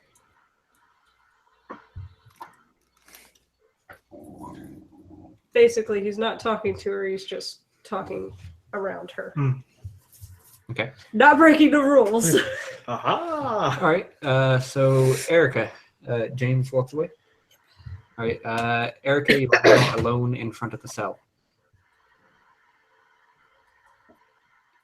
Erica's just going to kind of... Wait, I thought Erica already... Yeah, Erica went back when they were yelling at Makana. Being bald again. Yeah. Yeah, I think it was just James in front of it. And that's all he says before he walks away. Enjoy to see others.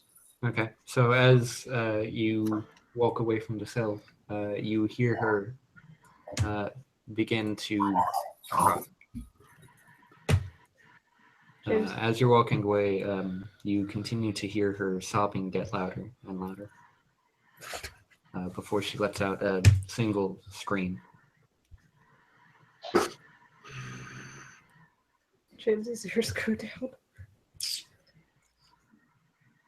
James has a kind heart, damn it. Why you gotta do this? It's just misplaced is the point. I mean, Makana would feel the same way if she was in front of the thing. Look, I'm just glad that Leroy didn't go because he'd be the one opening the door. He'd be like, oh, don't cry, don't cry. Opens the gate. See, look! Cthulhu. It would have been horrible. Okay. So, you complete the tour? Tour, yes. Okay. That was the only significant thing that happened?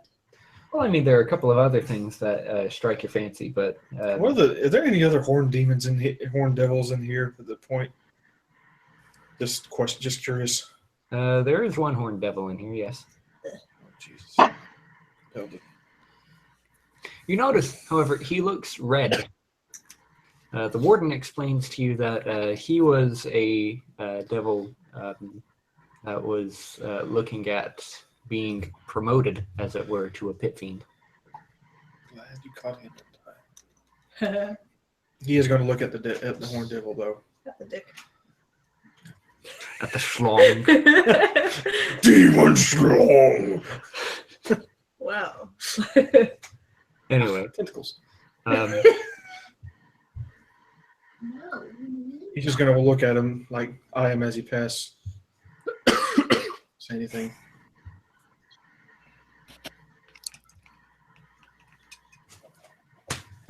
So, are we going back to the Chalice Fort? We're technically still in the Chalice Fort. Are we going back to the actual fort? And not the I prison? would like to. okay. Before something else tries to talk him as. You do have to walk back by her cell. He doesn't make eye contact. Okay.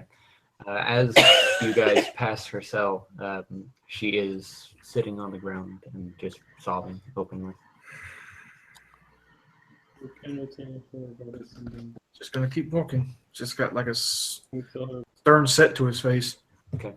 But once you guys pass by her cell, you hear her shout, "Please!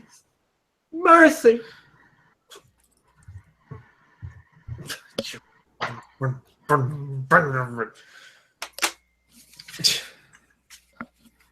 Do you have a D20? I've already D20.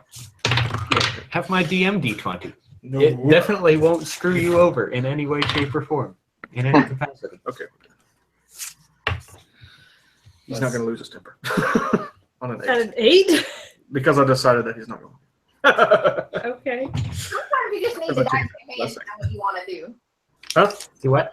I said sometimes you just need the dice in your hand before you know what you want to do. Well, I decided until I picked up the dice, I'm like, yeah, probably not. But no, he's going to make haste out of this godforsaken place full of feels.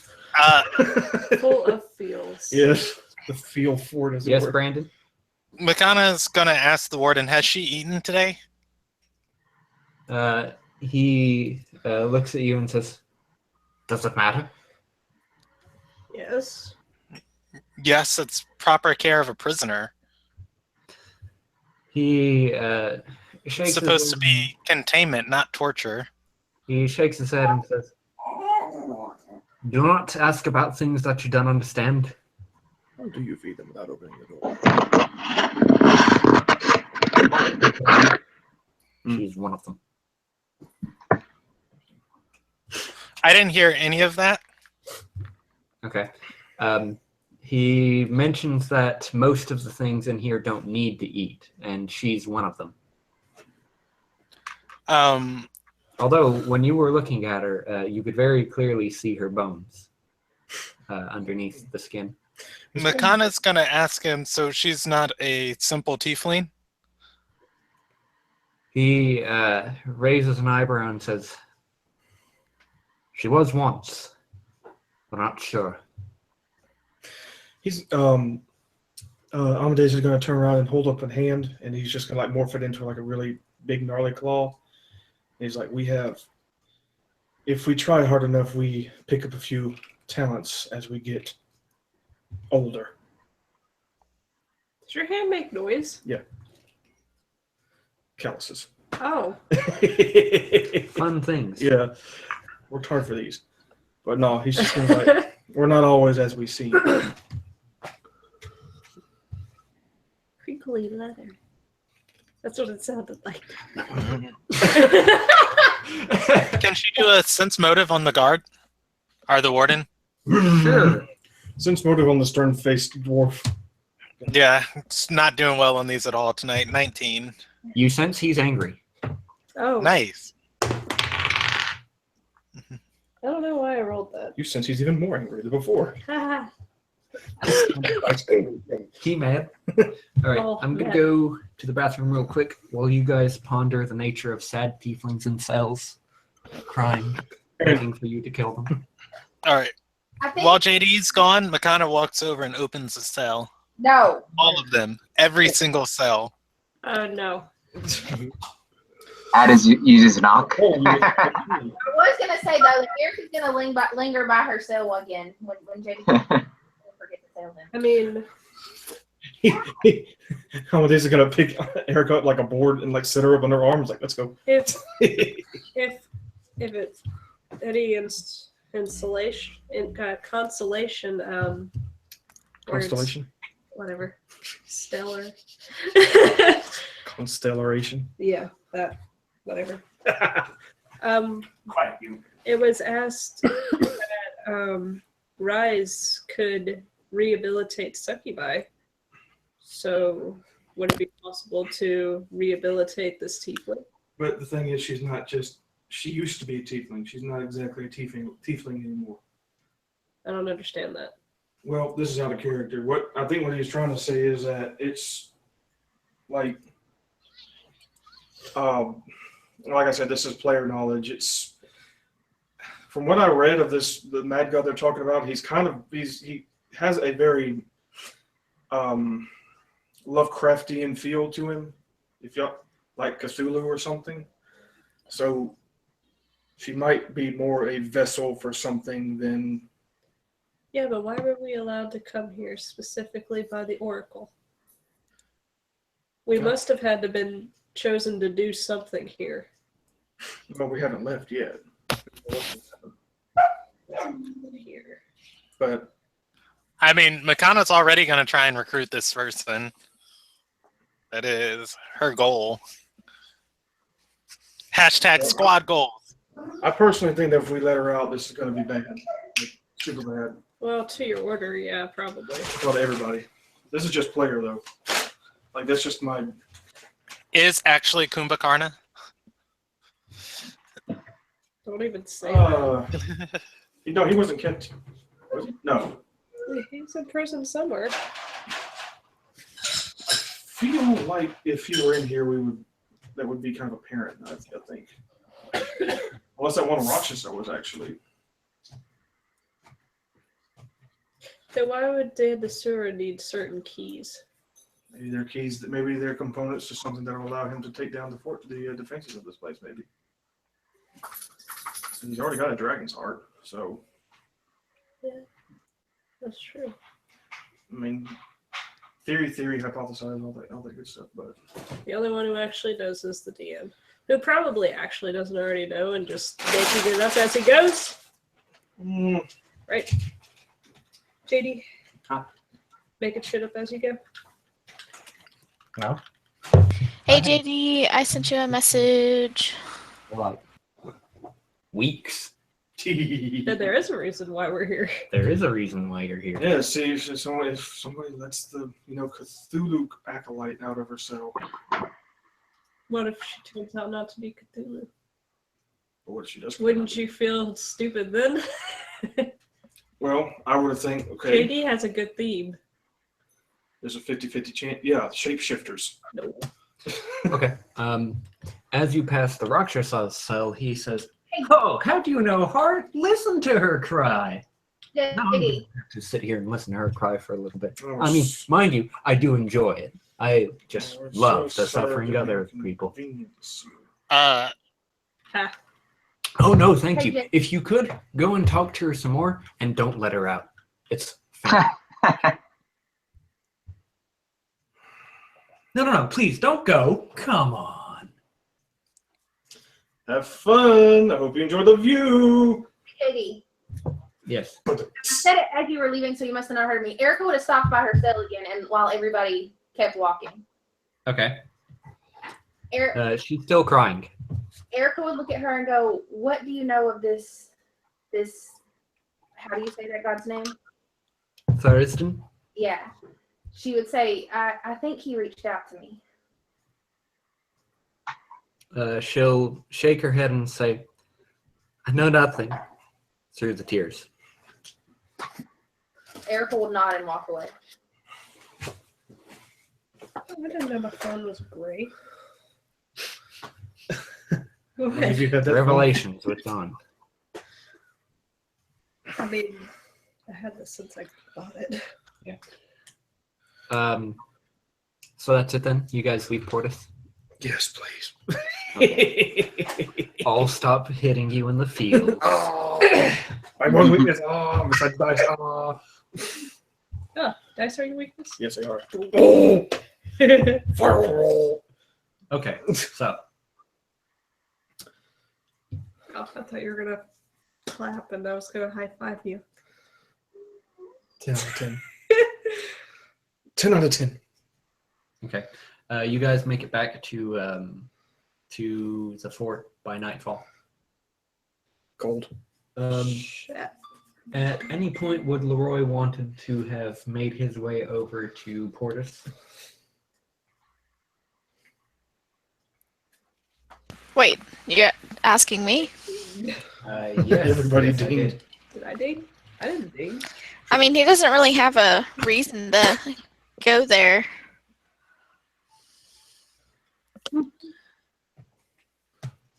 True. I was just asking if you would. Nah, Well, he's kind of preoccupied with You're not wrong. current mission. Tannen did recommend that you go to it. You mean to Portus? Yeah. Yeah, she did. Specifically me? No. Or just all the of party? the party as a whole. I hope we see Lucille again. Well, So. is visiting hours always open or what? Yeah, there's always guards there, and the warden is awake for most of it. Yeah. I mean, he's over there. Yeah, he'll probably go at night. Okay. Well, the group is getting around nightfall, so You'll pass by us. so they'd be returning probably about as you're departing. Okay. Yeah, would have wanted to talk to, To I sent you a message. yeah, I Do you not read it? saw you're sending. Yeah. I was kind of waiting for the next one. Okay. I'll handle the sending afterwards. Okay. Well, I mean, it was pertaining, like, whatever he said next, he would say he was going to Portus, and if he wanted him to visit anyone. No, your master wouldn't know anybody in Portus. Okay.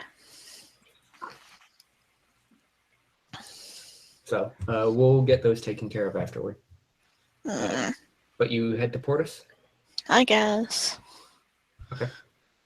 Yada yada yada thing I described to them. You're told all the rules, don't touch nothing.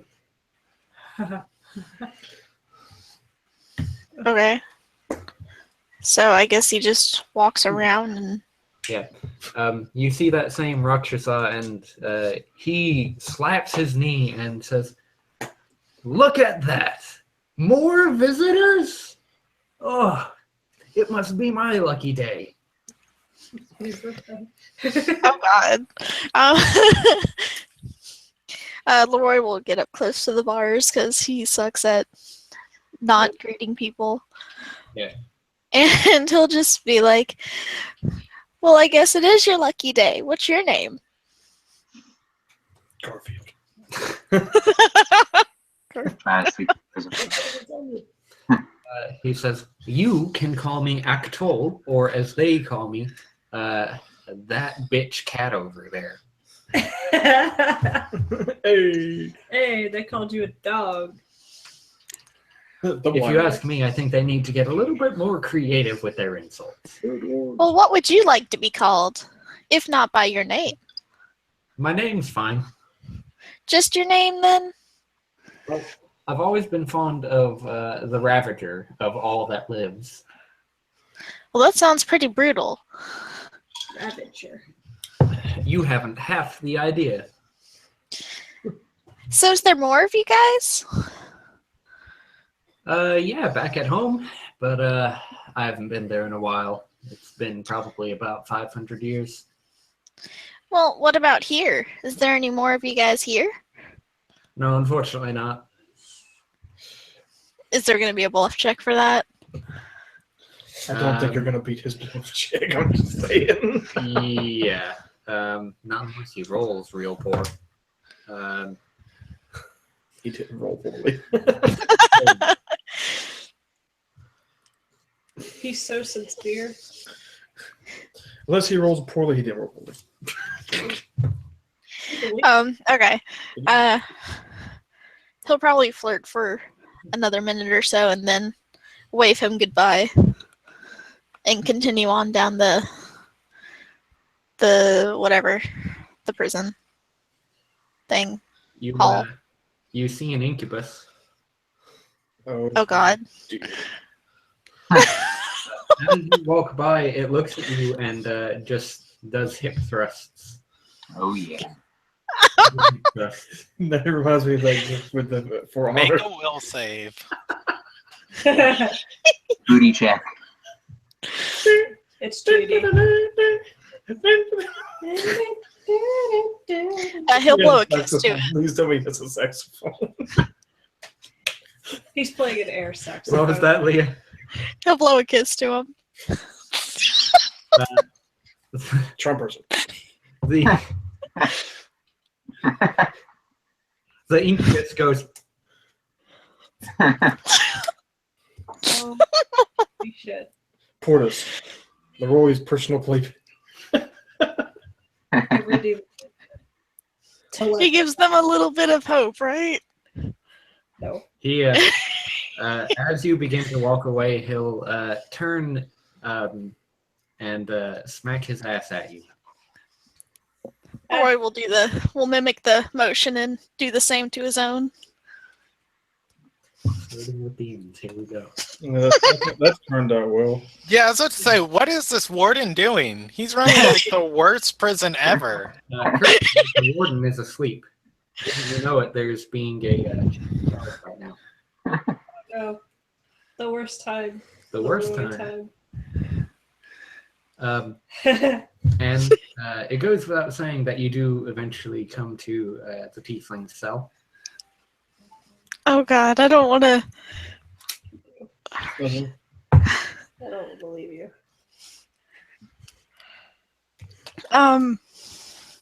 Does she say anything? She looks at you as you pass, but the same could be pretty much everything. But as you're beginning to walk away, you hear her almost whisper, "Please." Oh shit.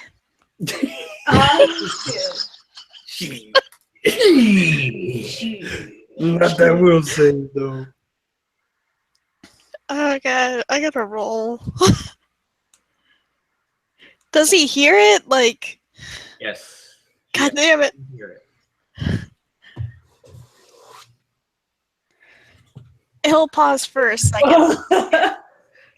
He'll pause for a second to see if he heard right. You pause, and she repeats herself. Please. Is there any guards with me? There's currently a rotation happening. Oh shit. Wait a minute, they're letting her walk. They were letting him walk through here unsupervised. No, there's a guy watching Only one guy. at the start of the hallway. Damn. Open that And door. he's waiting to clock off. Oh God, we're all gonna die. You have a sparkle on your nose. Yes, Don, I'm aware. You keep putting them on me. Love you. Sparkly. He'll ask her what she pleads for. Don't. The D. I mean, D&D. D. He's nuts. you are aware that the sendings would affect how he acts in this area, right? Would they? Yes. All right.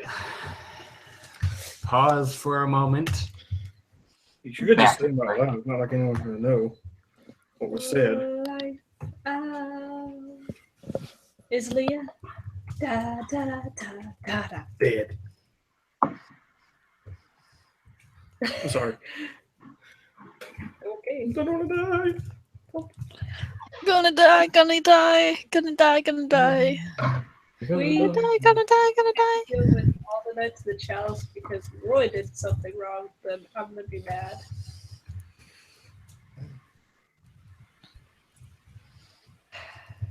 Being involved by associate sucks. Don't it though? It took a lot of effort for Makana not to do anything that would get her thrown out of that tower. Oh, Yeah, I know. If I was a chaotic character, you best believe I wouldn't hesitate to open that I'm a door. chaotic character, and I resisted opening. Yeah. Basically. Come on now. I'm a chaotic character, and I resisted opening the door. You're also. You carry good too. You're also bad at this, being chaotic. Yeah, I was gonna say I kind of see Amadeus more as lawful. Yeah. Well, More lawful than me. I would argue neutral good, but if that changes, and I lose my barbarian levels. So. You're Yeah. chaotic for a reason. Like me. Yeah, Except I mean, I could have rolled up a paladin, but for a reason. I didn't want to be able to slaughter the whole party if you got mad. So. Evil. evil. Hey, Makana can hold her own in a fight. Kills cannon in one hit. Ah, sorry. Friendly fire. Makana spares against Unclean. spars against James once and wins. Uh, Wins. And is all like, Why is this oh, I can medieval take care of number game? myself. I can hold my own in a fight. I don't need no one.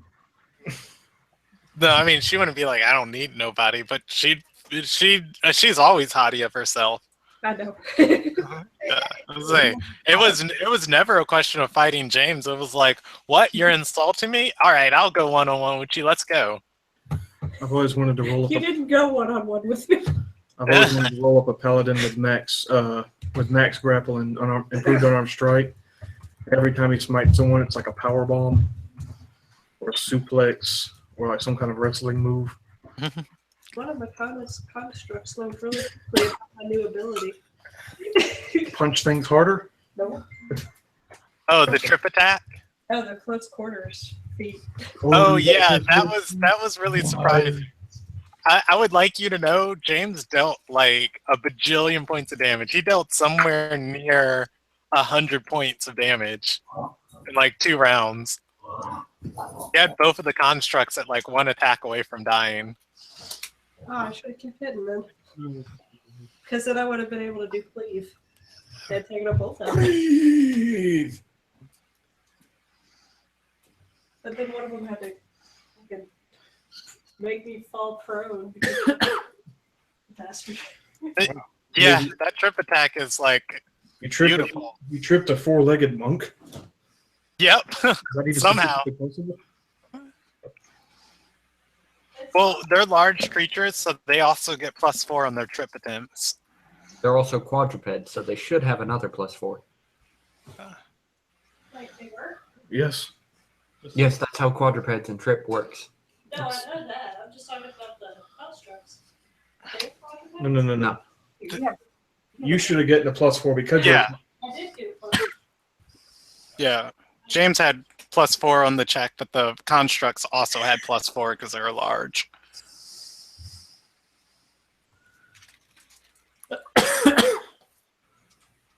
something for that car. I looked at that close quarters, but I'm gonna have to ask you how many scrolls of sending you're buying.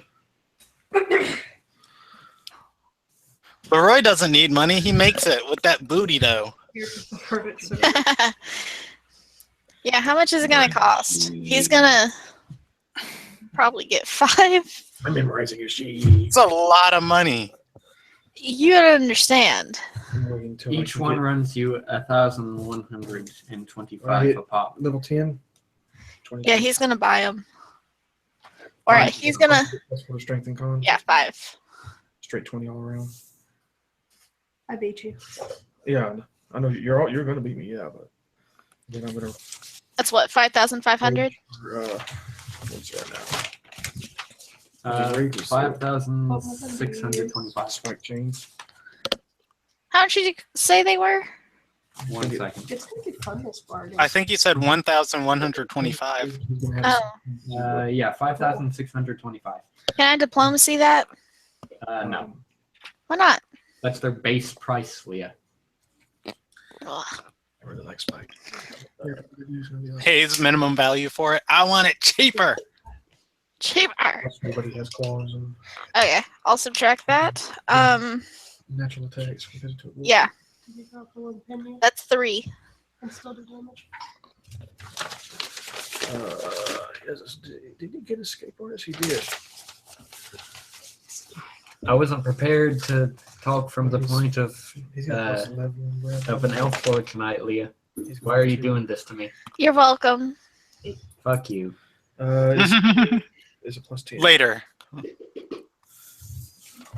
Brandon, I was about to say that. So if you roll low, I can get away.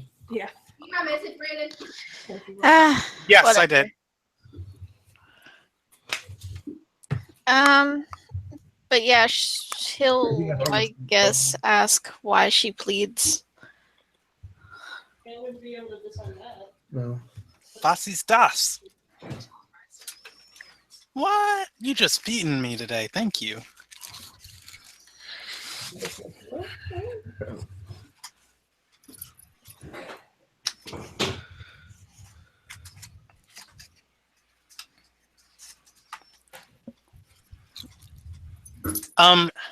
JD, before we end the day, Makana would go looking for Lucio back at the fort.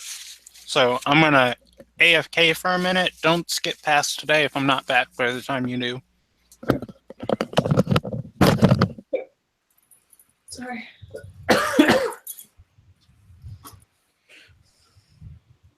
I'd like to look for Lucio too, to question about that Lucio. Overwatch. Yes. Yes, I know. Not remotely the same. Yeah, they are a little. I would like to figure Not out a way if I physically. can build Reinhardt in game, though. That would be pretty badass.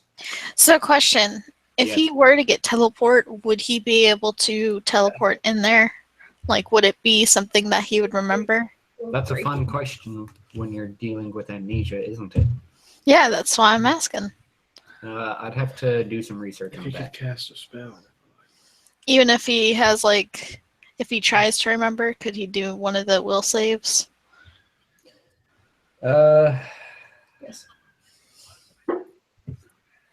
Yeah, you could attempt a will save, but trying to remember a specific thing raises the DC. Do you need a more to sleep? Okay. He won't send another one after that. He'll save his other 2. Okay. So back to where we were. Yeah, he'll ask her why she pleads. Okay. She'll tell you that Hit my sprain. I'm sorry. So good, though. You can help yourself to one. You can send the she says oranges.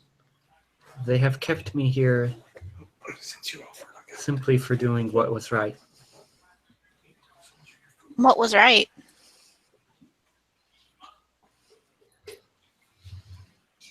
I took revenge on those who had hurt me greatly.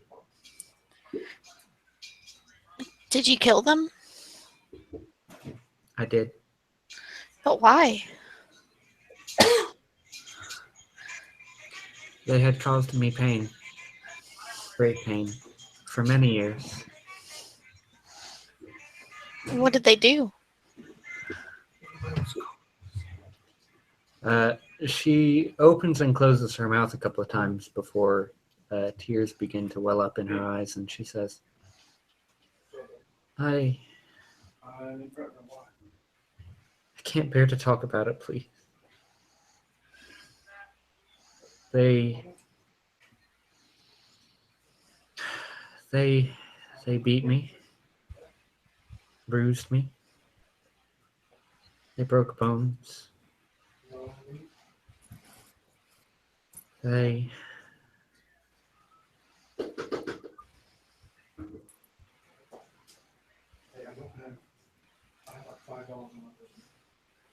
violated me.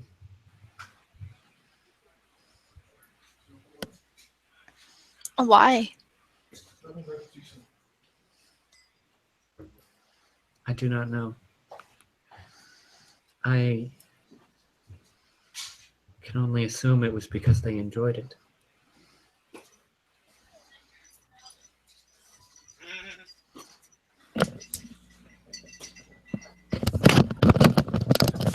But why were you put in such a situation? Were you born there? What happened? Why isn't a guard coming?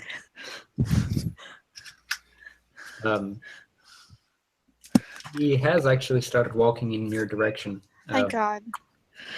Damn. She says, I made the mistake of loving and trusting the wrong man. Makana's they- been there. And they tortured you for that? I don't understand.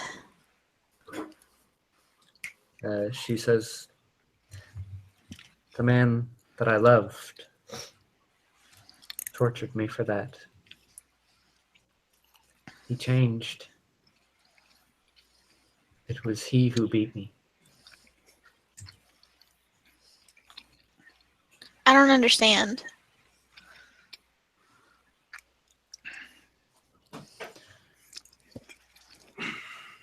She nods and says, it is not easy to understand. Not that story. Please free me. I don't want to hurt anyone. Well, not except myself, maybe.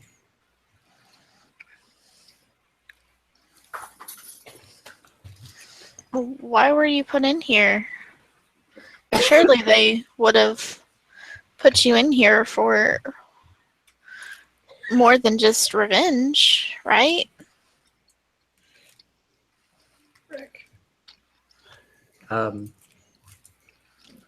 She nods and says, perhaps, but they do not know what I experienced.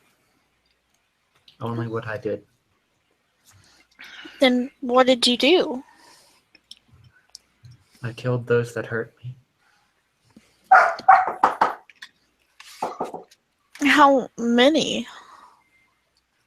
Because surely if it was just one person, it wouldn't have mattered as much. Right? She nods and says, the man I loved was not the only one. He allowed others, his friends, to use me as they willed. So I killed them too.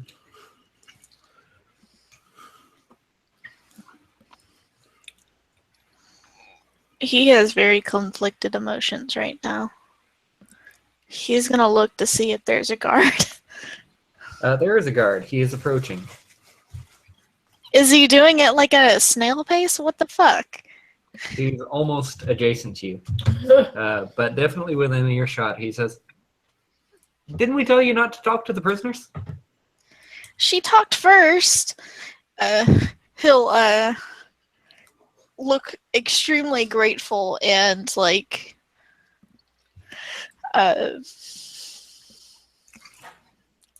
pretty much be super close to the guard. The guard will give you an odd look and say, "Look, just ignore him, all right? Just go on." Yeah, he'll follow the guard. Okay. The guard goes back to the entrance. The guard goes back to being a guard. Okay. Is there anything else that would have stopped Leroy? No, just the crying girl. He'll flirt with the incubus one last time, and then he'll leave. Shows him, pulls down his pants, shows him his ass. Okay.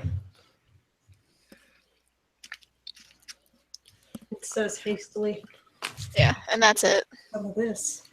To feed off of this. Okay. You make your way back to. By the time you get back to Fort Chalice, it's the middle of the night. Okay. He'll He'll do a prostitution check. Yeah, that's not going to fly here. Damn it. Somebody's not looking to get laid. Hey, look, buddy. Hey. Okay. Oh. If it makes any difference, pretty much. Actually, I was going to opt for Amadeus to speak with Lucio after this whole exchange in the. After Portus? Yeah, Makana would be looking for him too. Okay.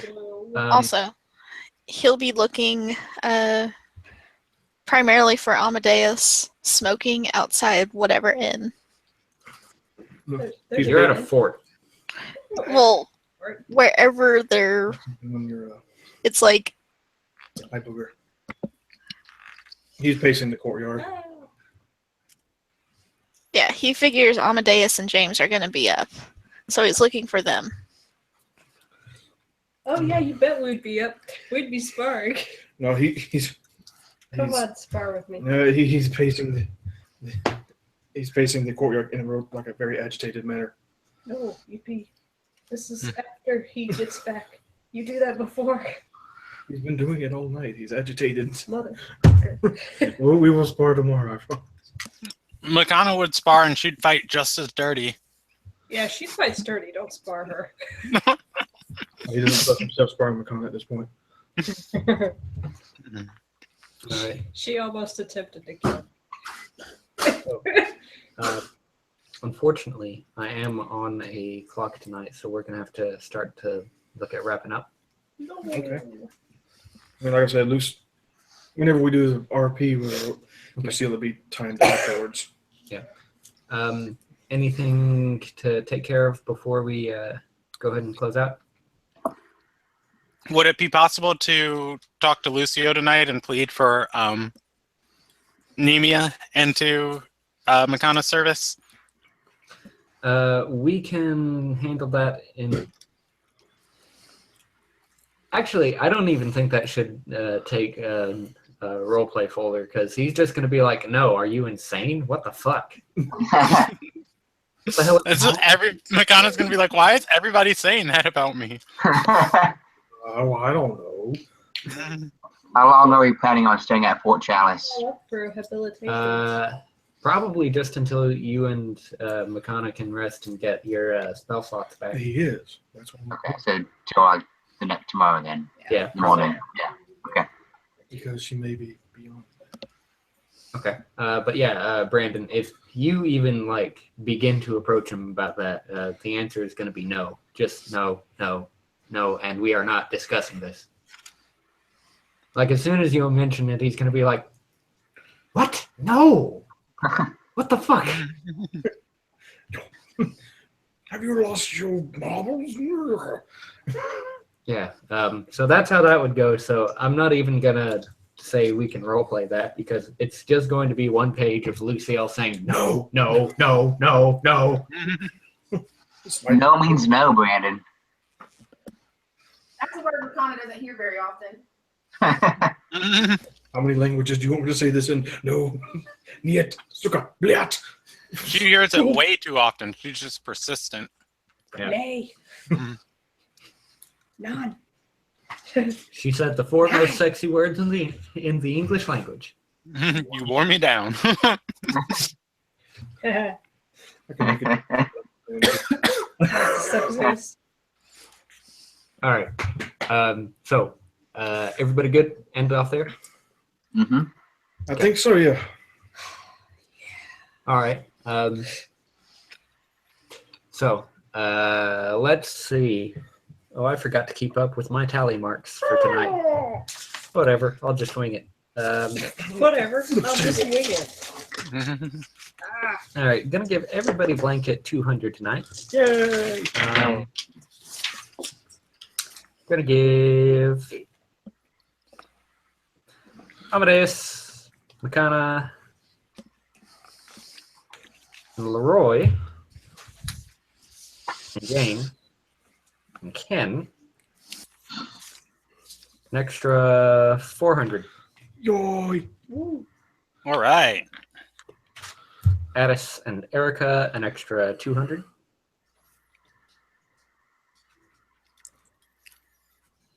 And that will be it for tonight's experience points. So level 10 is Should be 45,000 or something like that. Mm-hmm. All right. That's pretty much it. Any last questions, thoughts, comments? Other than I clearly need to work on my my guilt tripping.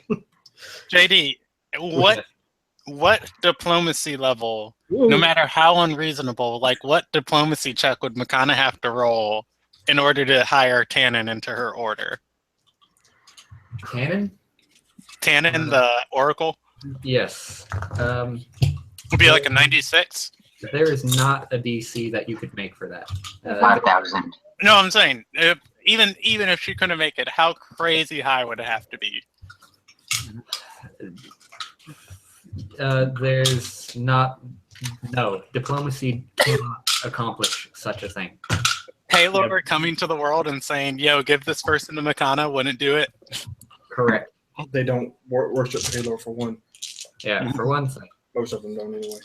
Everybody would be like, wait, who are you? I'm sorry, who are you? Who's going to go here? I am the sun. I am Palo the grossly incandescent. Praise the sun, motherfucker.